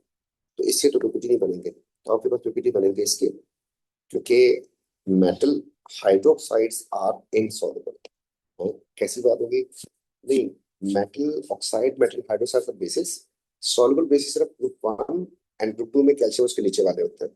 तो ये क्योंकि वो नहीं है, तो आपके पास मैक्सिमम बेसिस इनसॉल्युबल होती है, उसमें से पीपीटी आती है। यही हम यूज करते हैं किसी केटाइन को चेक करने के लिए। जो आपके पास सीरीज होते हैं, कितने भी केटाइन होंगे, हम OH अगर ऐड करेंगे तो बेस बनेगी उसकी, और बेस जो है सारी इनसॉल्युबल होते हैं, पीपीटी आ जाते हैं आपके पास, पॉप और हो कुछ भी हो। तो जिनकी नहीं बन सकती, जैसे आपके पास ग्रुप 2 है, ग्रुप 1 है, तो उनके टेस्ट में हम देखें फ्लेम कलर यूज करते हैं, उससे करते हैं, वरना केटाइन के टेस्ट में चेक करेंगे तो हम सोडियम हाइड्रोक्साइड को चेक नहीं कर सकते। तो आपके पास यहाँ से ये बन जाएगा, तो ए से नेक्स्ट क्वेश्चन जो है, The amount of each gas in exhaust fume internal combustion engine is determined. Exhaust fume gases are passed catalyst known as a catalytic converter, which is determined about this. The amount of nitrogen increases. ये थोड़ा सा हल्का सा देख लेते हैं इसको। देखिए एग्जॉस्ट फ्यूम में कौन कौन सी गैस आती है कार इंजन से। आपके पास आती है कार्बन डाइऑक्साइड, आपके पास आती है कार्बन मोनोऑक्साइड, आपके पास आते हैं अनबर्न्ड हाइड्रोकार्बन CH लिखा। आपके पास आ जाता है जी कार्बन, आ जाता है आपके पास आ जाता है NO। जब कैटेलिटिक कन्वर्टर से गुजरते हैं ना तो इसको तो कुछ नहीं होता, ये बन जाता है आपके पास CO2, ये आपका बन जाता है CO2 and H2O, ये आपके पास बन जाता है CO2, जबकि ये बन जाता है आपके पास N2NO।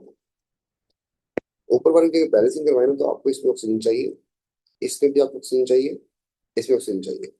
ये सारी कंबस्टन की प्रोडक्ट्स। इसमें आपके पास ये देखिए ऑक्सीडेशन होगी, पहली रिएक्शन तो हो ही नहीं रही ना, उसको तो आप काट ही दें, तो ऑक्सीडेशन हो रही है। जबकि दिस रिएक्शन जो है ना इस वाले में, इसमें ऑक्सीजन जा रही है, सो दिस इज रिडक्शन। पहली बात आपको ये पता होना चाहिए। और ये जो आपके पास है ना ये पोल्यूटेंट कंबस्टन का नहीं है, बल्कि ऑक्सीजन नाइट्रोजन जो एयर की होती है वो रिएक्शन कर जाते हैं। अच्छा, अब यहाँ पे जो कह रहा है कि नाइट्रोजन इंक्रीज कर जाएगी, देखिए एग्जॉस्ट फ्यूम में पहले नाइट्रोजन जो भी उसमें से पास होने थी, नाइट्रोजन और भी तो बन गई ना, तो उसकी अमाउंट इंक्रीज कर जाएगी। True. Amount of carbon dioxide decrease कर जाएगी। कार्बन डाइऑक्साइड की अमाउंट कैसे डिक्रीज कर जाएगी, तो बढ़ रही है, carbon monoxide has been converted into carbon dioxide, CH has been converted into, तो ये जो है कार्बन डाइऑक्साइड की अमाउंट डिक्रीज नहीं करेगी, इंक्रीज करेगी।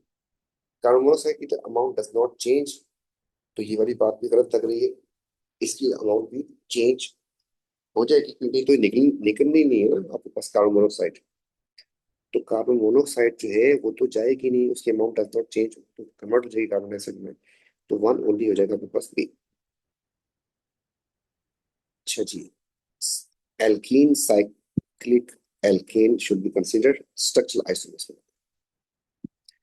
स्ट्रक्चरल ज्योमेट्रिकल नेम, एल्कीन है यहाँ पे पास। एल्कीन का जो है साइक्लिक एल्केन भी होता है। मैं देखूं मीटिंग में क्या क्या चल रहा है जी। एक second और है ना।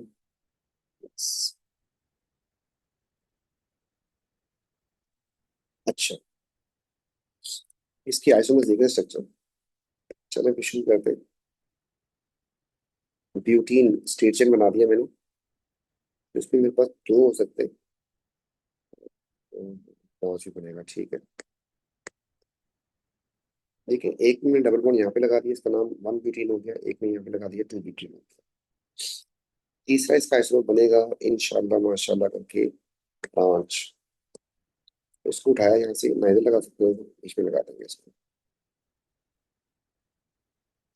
अब इसमें अगर आप देखें ना तो आपके पास ये तीन बन गए। अच्छा, ऊपर वाले तो सेट है, सिस्टर्स वगैरह कुछ नहीं देखना आपको, तीन होता है। अब आपके दिल में ख्याल आएगा कि सर इस डबल बॉन्ड को उठा के इधर रख दूं या इधर रख दूं, फर्क नहीं पड़ेगा बेटा, याद रखिएगा।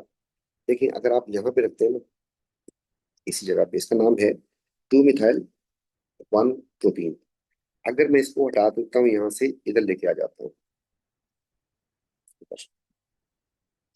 अब भी इसका नाम जो है लंबी चेन होगी टू मिथाइल वन ब्यूटीन।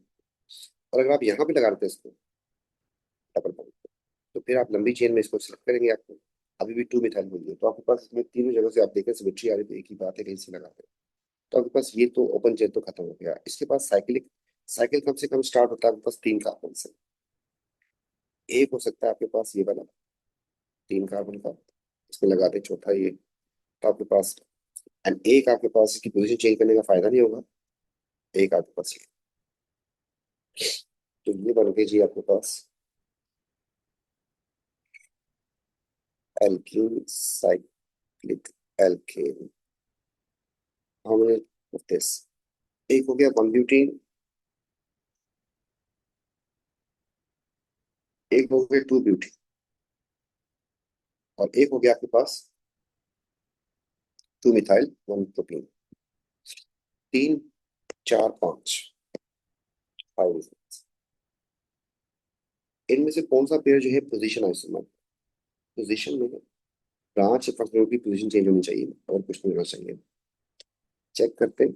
अगर फॉर्मूला राइटिंग में वीकनेस हो तो फिर आप जो है खोल के बना लें, अदरवाइज मैं आपको कोशिश करता हूँ किसी में समझाने की।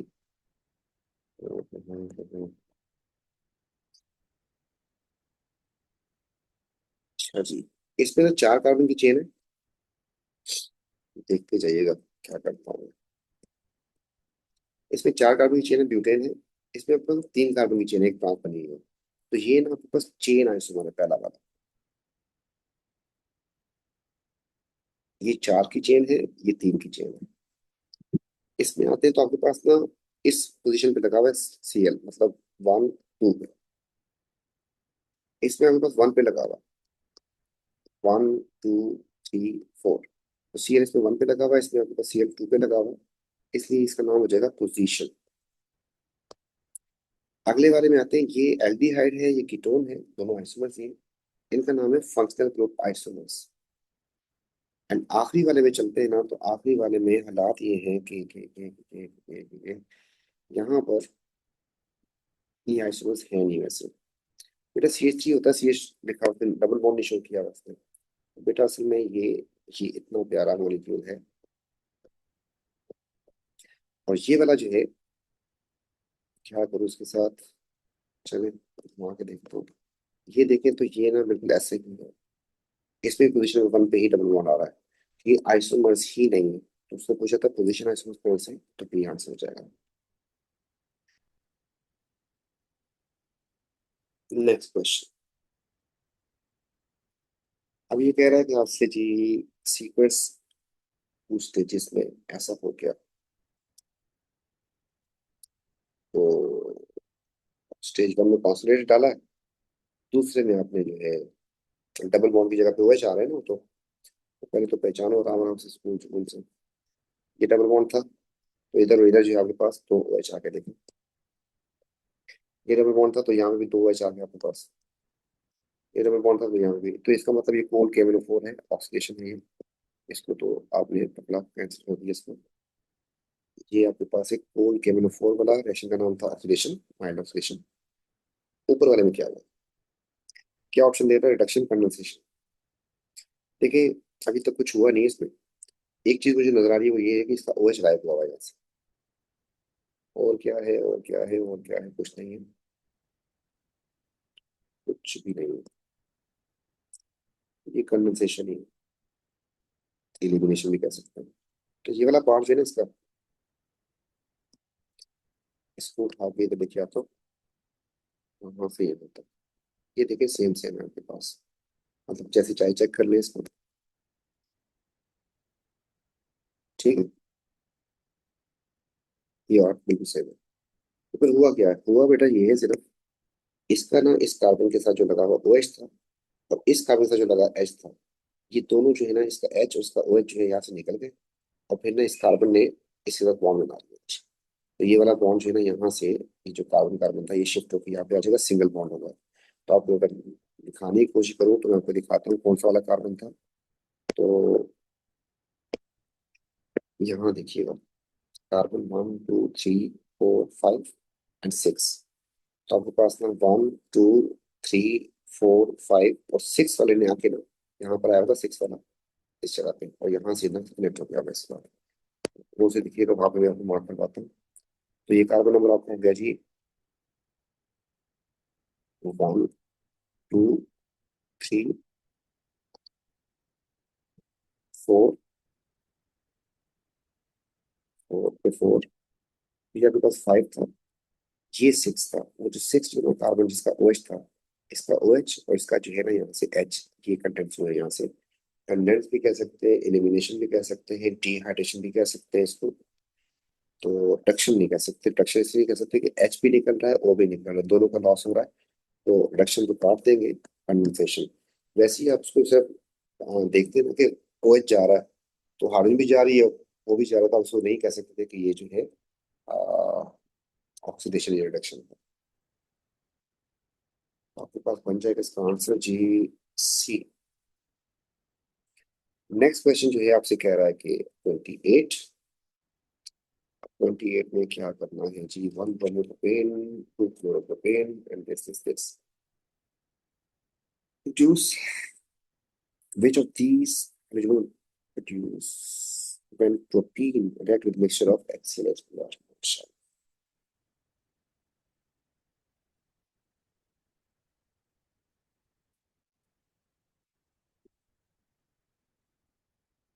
बना दो शौक से प्रोटीन। ये हो गया जी प्रोटीन।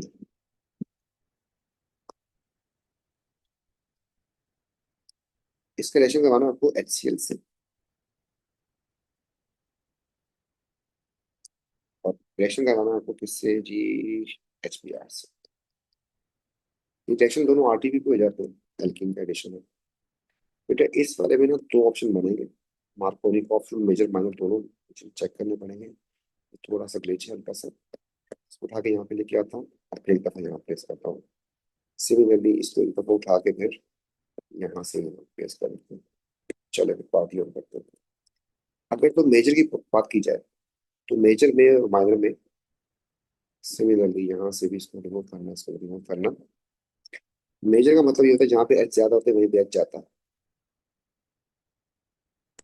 तो ऐसा करने से आपके पास ना ये इसका मेजर हो गया, ये इसका मेजर हो गया। और माइनर की अगर बात करते हैं,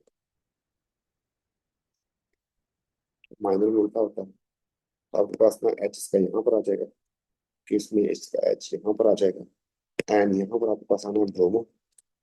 इसमें यहाँ पर ब्रोमो आना था, इसमें यहाँ पर ब्रोमो आना था। तो पूछ रहा है, बोला कि इसमें अगर आप ये किया तो मैंने यहाँ पर आ जाएगा। आप कौन से देख लेंगे हो क्या रहा है। मैं जिस जगह पे डबल बॉन्ड खत्म हुआ है वहीं पे दो सीक्वेंस पे लेके आ रहा हूँ इसको, मेजर माइनर के चक्कर में। एंड सिमिलरली HBr भी आ सकता है, एंड उधर से BrOH, तो जहाँ पे डबल बॉन्ड खत्म है। इस वाले का नाम है टू ब्रोमो। तो to bromo propane,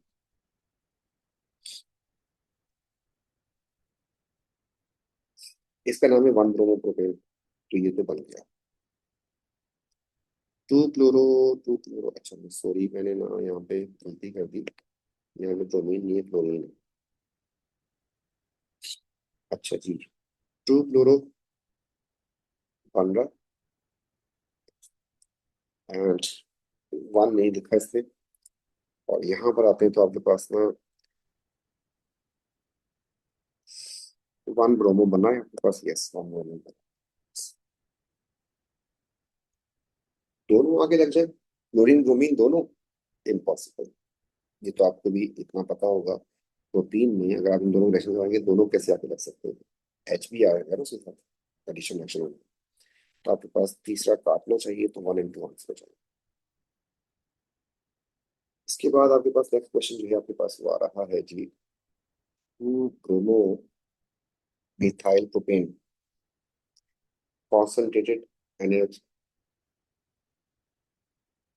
reflux. Ethanolic acid, baby को बेस पसंद वाला रिएक्शन हो गया। मेजर प्रोडक्ट, मेजर क्या मानर पूछ ले हमसे, हमें क्या करना। बेटा प्रोपेन हो गया, दो पे मिथाइल है एंड दो भी ब्रोमो। तो होगा क्या, एलिमिनेशन होगी। तो अल्फा कार्बन का एच जाएगा बीटा का, बीटा आपके पास तीन आ रहे हैं, तीनों एक जैसे ही हैं,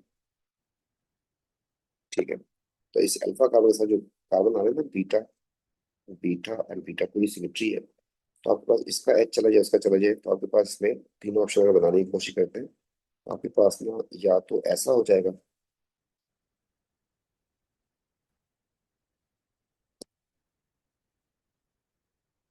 या भी डबल बॉन्ड हटा दे यहाँ पे लेके आ जाए।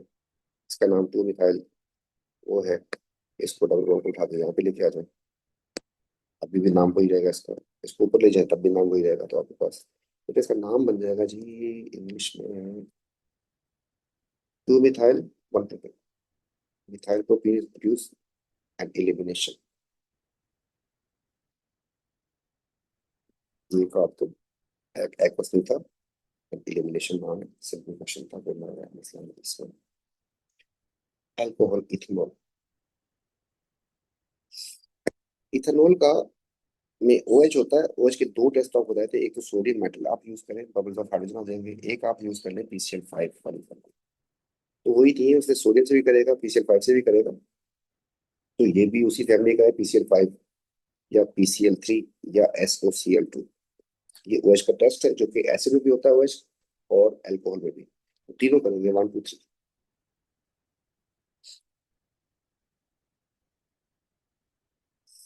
Which alkene is formed the addition of hexane to one?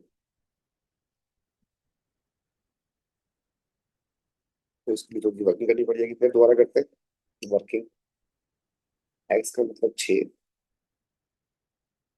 तो कितने हो गए, 4 6 हो गए पूरे। दो पे लगा दे OH। बेटा इसका रूल आपको बताया था, वही लिमिनेशन हो रही है, ये एडिशन। अल्फा कार्बन का तो OH जाएगा, बीटा से आगे पास जाएगा, तो बीटा आपके पास यहाँ पर भी है, और ये बीटा अल्फा के साथ वाला।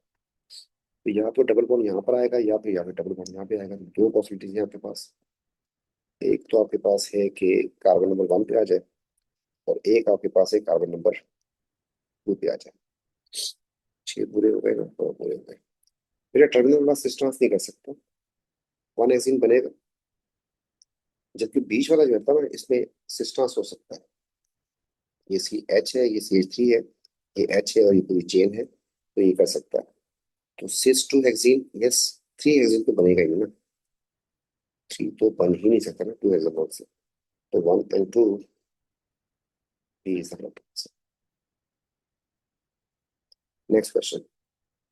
एल्कलाइन आयोडीन सिलेक्शन करें एंड फेरिन से करें, एंड विल फेरिन। पहले फेरिन को पकड़े, फेरिन करेगा एल्डिहाइड 2।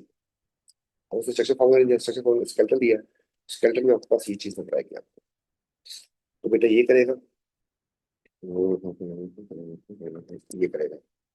इसमें कीटोन है, ये वाला भी, ये भी कीटोन है, ये भी कीटोन है, ये भी कीटोन है, काट कर। तो दो बचे आपके पास।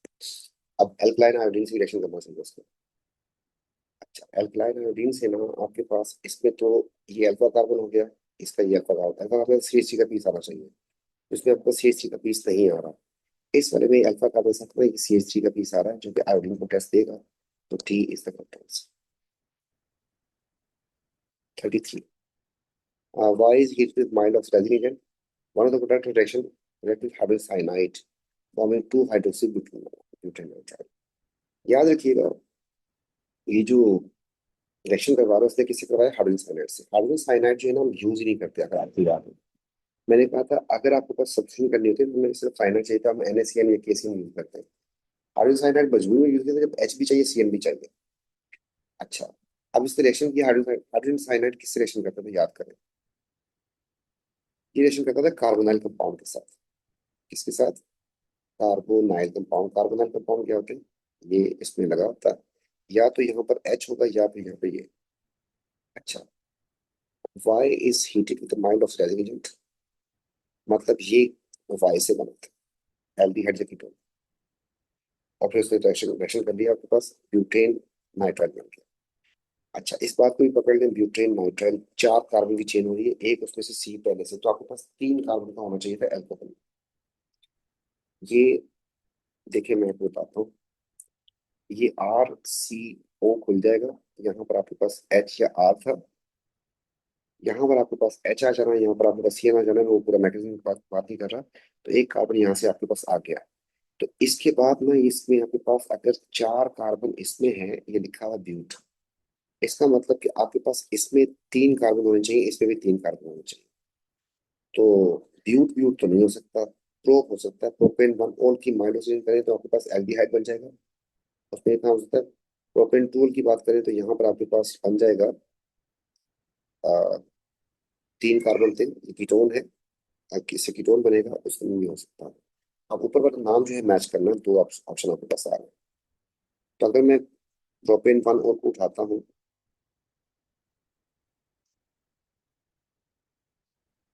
ये आपका 1 हो गया। इसका जब एल्डिहाइड बनेगा ना आपके पास, तो उसमें आपके पास ये हो जाएगा कुछ इतना प्यारा।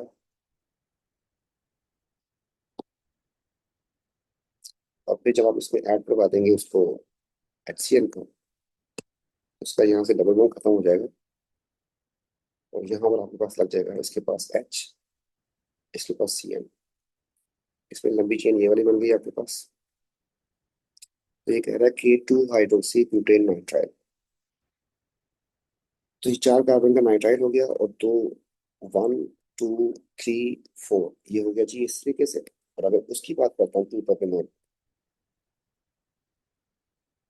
तो इसमें उनके पास इतना प्यारा ये था। इससे हमें बनेगा ये वाला कीटोन। और फिर आपके पास बन जाएगा, इधर आ जाएगा एच, इधर आ जाएगा सी एल। इसमें लंबी चेन चलेगी ना, आपके पास कुछ भी कर ले, आपको इसको फंक्शन को इसको रखना है चेन के अंदर। तो ऐसे कनेक्ट करने के बाद ना आप इधर जा सकते हैं।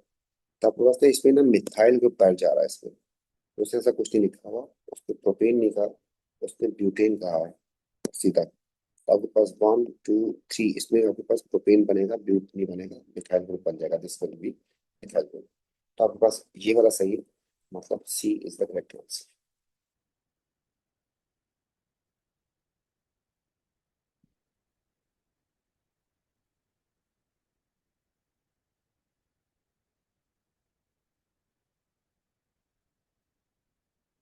2 हाइड्रोक्सी,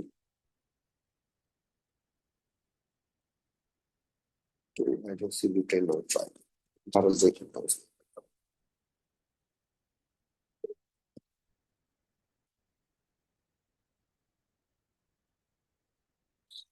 तो अगर हम इसको उठाते हैं 1 प्रोपेनॉल को, इससे जेडिएट बना, ये बन जाएगा आपके पास, ये बन जाएगा 1 2 2 हाइड्रोक्सी ब्यूटेन नाइट्राइल हो गया। इस केस में चलते तो आपके पास ये हो जाएगा 1 2, ये भी 1 2 ही बन रहा है, अच्छा। लेकिन ये आपके पास लंबी चेन बन रही है आपके पास, लंबी लंबी लंबी लंबी चेन ये वाली। तो गिनती अगर करते हैं ना, 1 2 3, 2 hydroxy, 2 methyl and propane nitrile बनेगा आपके पास। इस केस में आपको नाम बनेगा इसका 2 hydroxy, 2 methyl butane nitrile. Matter की पोजीशन में इसने दी, इसका मतलब पोजीशन नंबर 1 पे ही होगा। तो आप ऐसे करना, इसमें इसका नाम रखने की कोशिश करते हैं। इसका नाम हो जाएगा 2 हाइड्रोक्सी एंड ब्यूटेन। मैटर की पोजीशन नहीं थी, इसका मतलब पोजीशन नंबर 1 पे ही है। तो दूसरा वन तो आपके पास ये प्रोपेन 1 से बनेगा, उससे नहीं बन सकता। तो कहानी खत्म, सीधा आंसर। इसके बाद कह रहा है कि एस्टर है आपके पास, इसको सोडियम आयन से आपने हीट किया, तो क्या बनेगा। चलो, सबसे पहले आपको बताया था कि इसमें ना आपके पास जब ये देता है आपको इस तरीके से एस्टर, तो आपने यहाँ पे कट लगाना होता है, कहाँ पर, ऑक्सीजन पे। तो आपने इस ऑक्सीजन पे कट लगा दिया। तो आपने क्या करना होता है, इसके साथ वाले एडजस्टमेंट कार्बन को देखना होता है, इसको भी और इसको भी। इसको कौन से देखें, इसके पास एच है, तो वेट अगर हाइड्रोजन होगा ना, तो फिर आपके पास ना ये वाला पार्ट एल्कोहल का होगा। जबकि इस वाले कार्बन अगर बोर्ड देखें तो it is without hydrogen, without hydrogen. तो बेटा ये वाला पार्ट आपके पास एसिड का। अच्छा, अब आपके पास जहां देखें तो कितने कार्बन आ रहे हैं, 2, यहाँ पर आ रहा है 1। तो बेटा 1 की ओल है और 2 का एसिड है। इसका मतलब आपके पास हो गई मेथनॉल, एंड यहाँ से हो जाएगा आपके पास इथेनॉइक एसिड।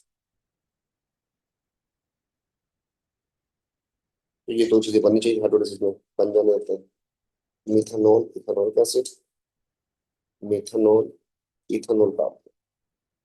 आप जो है आपके पास इथेनॉइक एसिड बनेगा या सोडियम इथेनॉइक बनेगा, ये वाला क्वेश्चन है। ये तो ऑप्शन है। अच्छा जी, अब आपके पास यहाँ पर क्योंकि सोडियम आइऑडाइड वहां पे प्रेजेंट है, तो आपके पास जो इथेनॉइक एसिड बना था ना, CH3COOH, और वहां पर सोडियम आइऑडाइड जब प्रेजेंट होगी, बेसिक हाइड्रोलिसिस हो रहा है, तो this ultimately will be converted into CH3COO, और इसकी जगह पे आ जाएगा ये सॉल्ट बनेगा आपके पास। तो C is the correct answer. Next question है आपके पास, दैट इज दिस वन। इसमें आपसे कह रहा है कि कंफ्यूजन बच्चों को बहुत रहता है कि क्या करें इसमें? लिथियम बोरोहाइड्राइड आपके पास एक रिड्यूसिंग एजेंट होता है जो हाइड्रोजन ऐड करता है, एक आपके पास निकल प्लाटिनम भी होता है, एक बोरो भी होता है। तो ये तीन जो है रिड्यूसिंग एजेंट का मसला, कहाँ कहाँ पे किसको यूज करना होता है, तो ये जो है थोड़ी सी बात इस पे कर लेते हैं। बेटे एक बात याद रखिएगा, कार्बन कार्बन का जो बॉन्ड होता है ना, ये ये नॉन पोलर है, नॉन पोलर। इसके लिए जो आपको रीजन यूज करना है ना, वो भी आपको यूज करना है नॉन पोलर। मतलब मैं ऐसे लिखता हूँ, एच एच का बॉन्ड भी नॉन पोलर होता है। तो इसको दोनों को जब ऐड करवाएंगे ना हाइड्रोजन के साथ, प्लस निकल वगैरह डाल के, तो इसमें आपके पास ना ये कार्बन कार्बन का जो डबल बॉन्ड है खत्म हो जाता है, एक एच इसके पास आ जाएगा और एक एच इसके पास आ जाएगा। यही बॉन्ड कभी आपके पास पोलर भी होता है, जैसे एल्डिहाइड कीटोन में। ये अब आपके पास पोलर है, इस पे पार्शियल नेगेटिव चार्ज से पार्शियल पॉजिटिव चार्ज, इसके हम पोलर रीजन लेके आएंगे। मतलब बोरोहाइड्राइड या फिर एल्यूमिनियम हाइड्राइड, इन पे कंप्लीट चार्ज है, आयोडिक है, तो अट्रैक्शन बनेगी, रिएक्शन करेंगे। इस केस में भी आपके पास होगा क्या, ये जो इसका एक एच इसमें मिल जाएगा, एक एच इसमें मिल जाएगा। अब और से देखें तो दोनों में हमें ना दो एच चाहिए थे, इसमें भी दो एच मिले हमें। तो आपके पास अगर पोलर होगा तो आपने इनमें से किसी को यूज करना है, अगर नॉन पोलर होगा तो आपके पास एक ही ऑप्शन। फिर एक बात और याद रखिए कि दिस इज वीक वन, ये वीक है, सिर्फ आपके पास एल्डिहाइड एंड कीटोन कर सकता है, जबकि ये वाला काफी स्ट्रॉन्ग होता है। तो ये एल्डिहाइड को भी करेगा, कीटोन को भी करेगा, एसिड को भी करेगा, अमाइड को भी करेगा, ठीक है, सब कर सकता है। अब डबल बॉन्ड इसका था, उसने बोला खत्म हो गया, तो ये काम ये नहीं कर सकता। ये एसिड था, लिथियम यूज कर रहे हैं आप लोग, तो ये सी प्राइमरी कोर बन जाएगी, ये वाला काम हो जाएगा। तो एक रिएक्शन होगा टू वाला बस, तो सी से नॉट आंसर।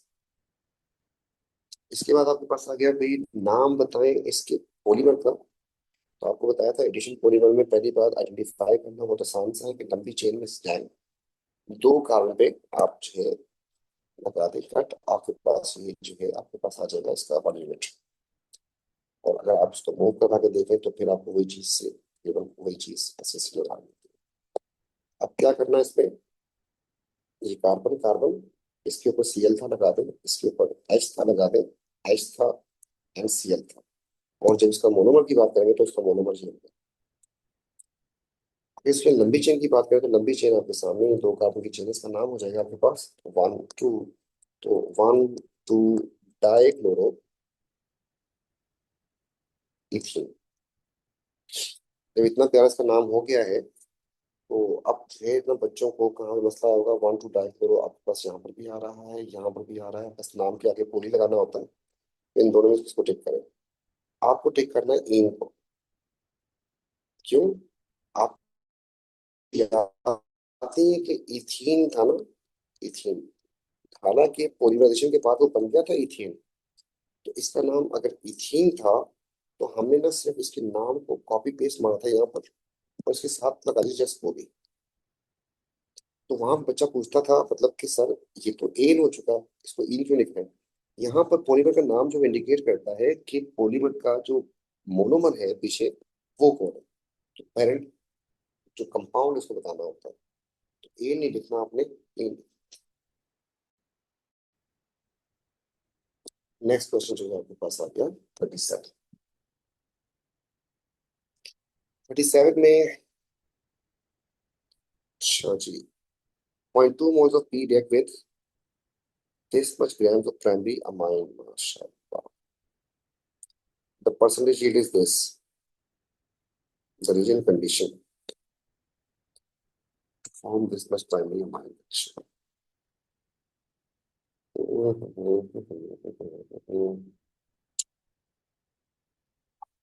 Node.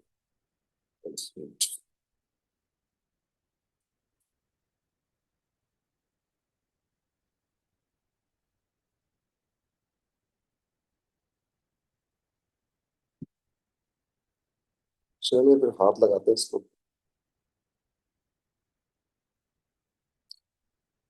भी अमीन बनाया है इसने, झीलदार नीचे।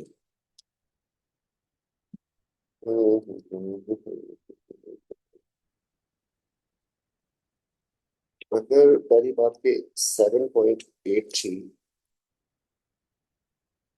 45% झील है, तो 100% अगर झील होगी, उसका मास कितना हो जाएगा एक्स में, ये निकालेंगे।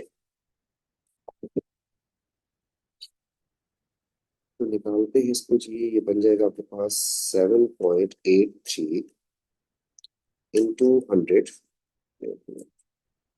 7.83 into 100 एंड डिवाइड बाय 45। तो ये बन रहा है असल मास का 17.45।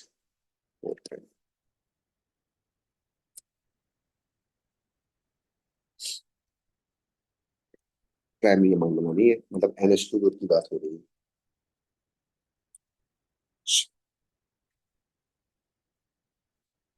Carbon carbon carbon carbon carbon, right. This is H2, this is H2, this is H2, this is H2, this is H। तो ये था आपके पास C5, H हो जाएंगे जी 8, एक 9 LCM। फिर आपने इसमें डाल दिया KCM, ये बन जाएगा C5H9 एंड CM। और फिर जब आप इसमें डाल देंगे ना, रिडक्शन करवा देंगे इसकी, फिर जाके बनेगा इसका अमाइन। तो मतलब C5 रहेगा, H9 रहेगा, ये जो C था ना इसका, और ये जो इसका N था, they both will become H2 and NH2। तो ये इसका फॉर्मूला बनेगा।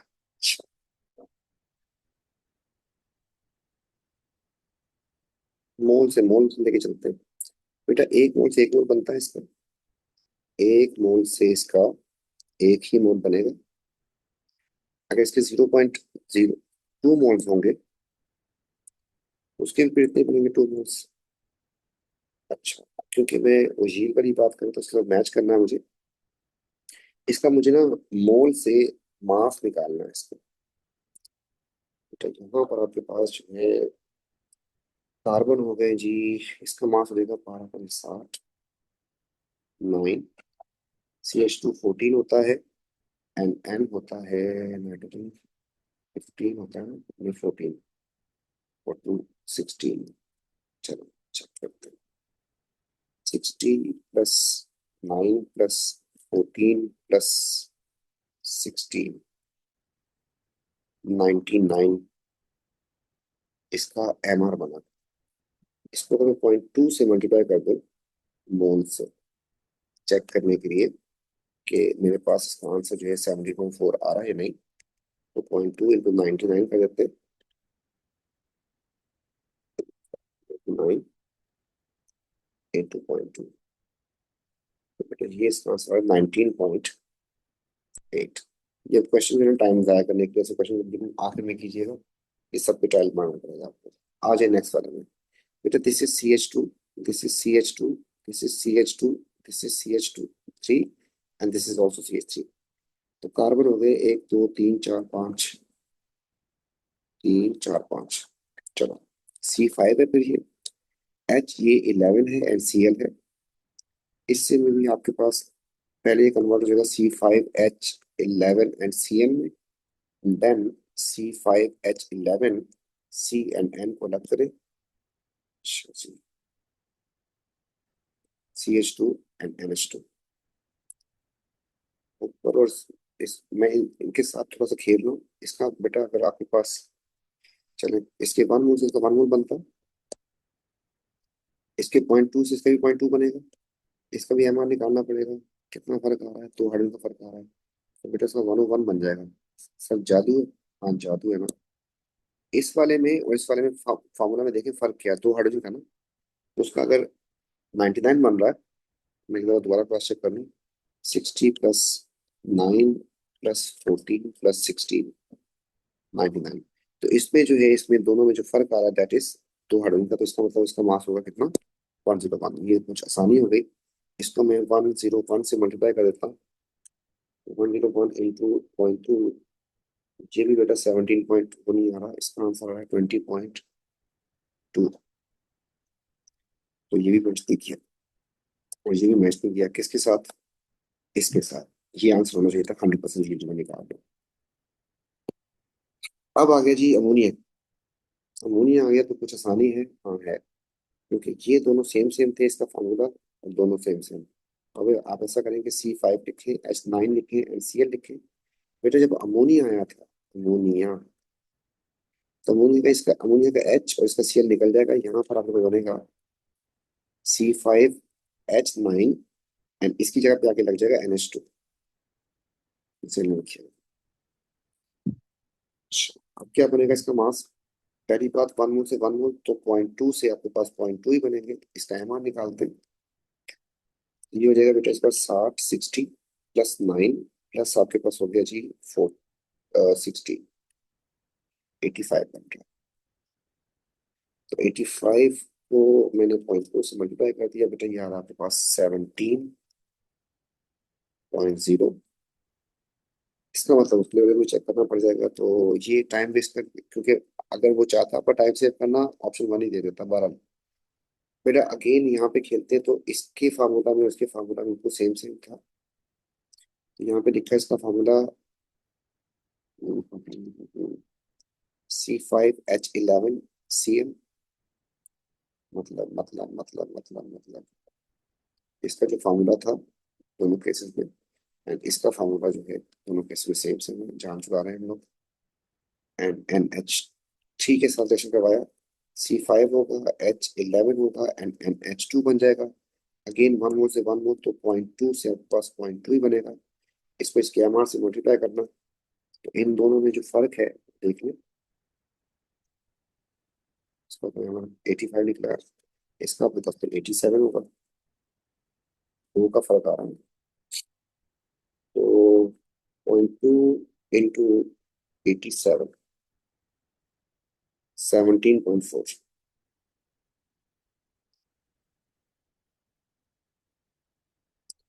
तो 17.4 बिल्कुल एक्यूरेट आ गया है, D is the correct answer.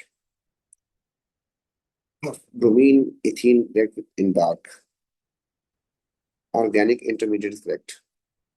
इसमें तो ईन है, तो जब इसके पास ब्रोमीन जाएगी तो इसका ये बॉन्ड टूट जाएगा, ये इसको प्रोवाइड हो जाएगा, आपके पास ये इंटरमीडिएट बनेगी ये।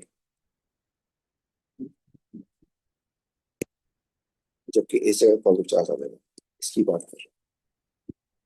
It is negatively charge, no. It's free radical, no. It's nucleophile, no. Lone pair नहीं है। इलेक्ट्रोफाइल, क्योंकि positive charge non metallic particle है, तो true। Next question.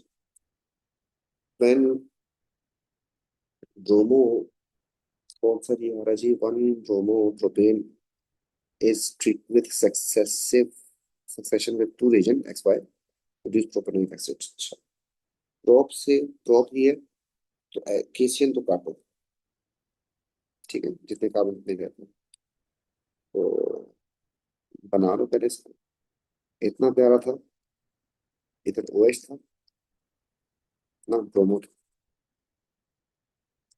आपने इसको कन्वर्ट करना है किसमें? एसिड में। तो ये आपके पास जो एसिड बन रहा है, ये प्राइमरी अल्कोहल से बना होगा। इसका मतलब बीच में आपके पास यहाँ पर प्राइमरी अल्कोहल होनी चाहिए। तो ये भी काफी आसान है। तो आपको ब्रो की जगह पे OH लेके आना, तो आपको NaOH एक्वस यूज करना होगा, रिफ्लेक्स, और फिर इसकी ऑक्सीडेशन करनी होगी यहाँ पर, डाइक्रोमेट Cr2O7 एसिड बनाना, रिफ्लेक्स करना होगा। एक ही ऑप्शन है आपके पास। नेक्स्ट क्वेश्चन आपके पास ये है। ये बड़ी भारी है, भारी तो निकालते हैं, चले फिर। फिर आपके पास में पहली बात कि C आपके पास, फिर H आपके पास, और फिर आपके पास तो 54.54, साथ साथ ही डिवाइड करके जाता हूँ। 54.54 डिवाइड बाई 12,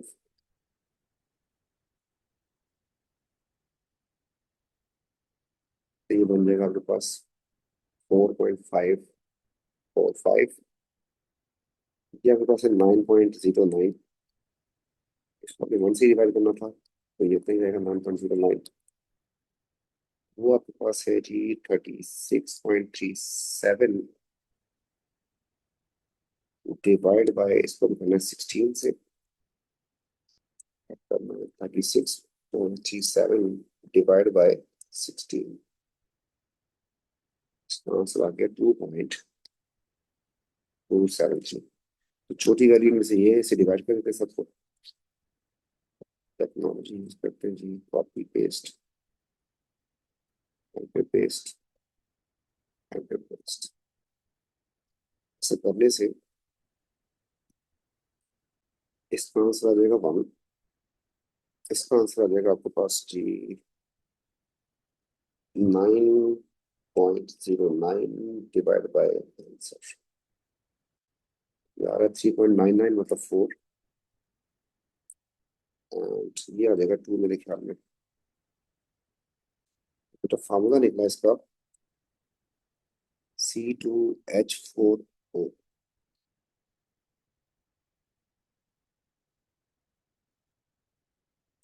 अब स्पेक्ट्रम को देखते हैं तो बेटा स्पेक्ट्रम बहुत सिंपल सा है कि आपके पास ना, आपसे 15 से 17 के दरमियान आपके पास CO की पीक आ रही है ये वाली।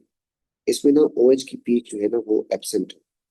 तो एसिड में आपको पता है कि OH की पीक होती है, काटते हैं इसको, एसिड है तो OH की पीक होती है, काटते हैं इसको तो OH नहीं होना चाहिए, C होना चाहिए। तो आपके पास ये एस्टर्स आ रहे हैं, एस्टर्स में आपके पास CO होता है एंड CO होता है। ये दोनों ऑप्शन हो सकते हैं। अब इथाइल इथानोएट जो होता है ना, ईथ ईथ का मतलब C4 होता है एंड H आपके पास हो जाएगा। आपको देखिए ओइक एंड एस्टर, ये फंक्शनल पाइसोमर्स का फॉर्मूला CnH2n एंड O2 होता है। तो मैं उसकी काउंटिंग नहीं कर रहा, वैसे मेरा C4 अगर निकल आया तो H8 होगा एंड O2 होगा। इसमें आते हैं मीथ मीथ, तो C2 होगा तो H आपके पास 4 होगा एंड O2 होगा। तो ये दो फार्मूला होंगे आपके पास। अच्छा हमारे पास ना इस एम्पिरिकल फार्मूला से जब निकाला है, इसमें पास ऑक्सीजन एक आ रही है, हमारे पास ऑक्सीजन दो होने चाहिए। इसका मतलब हम इसको, ये तो दो करने के लिए आपको दो से तो मल्टीप्लाई करना पड़ेगा ना इसको। C2H4 एंड O को आपको एस्टर के या कार्बोक्सिलिक के फॉर्मूला में कन्वर्ट करने के लिए दो से मल्टीप्लाई करना पड़ेगा, तो ये बनेगा C4H8 एंड O2। तो आपके पास बन जाएगा C is the correct answer. तो ये था बेटा आपका क्वेश्चन नंबर 40। इंशाल्लाह मिलते हैं नेक्स्ट पेपर में। तब तक के लिए टेक केयर।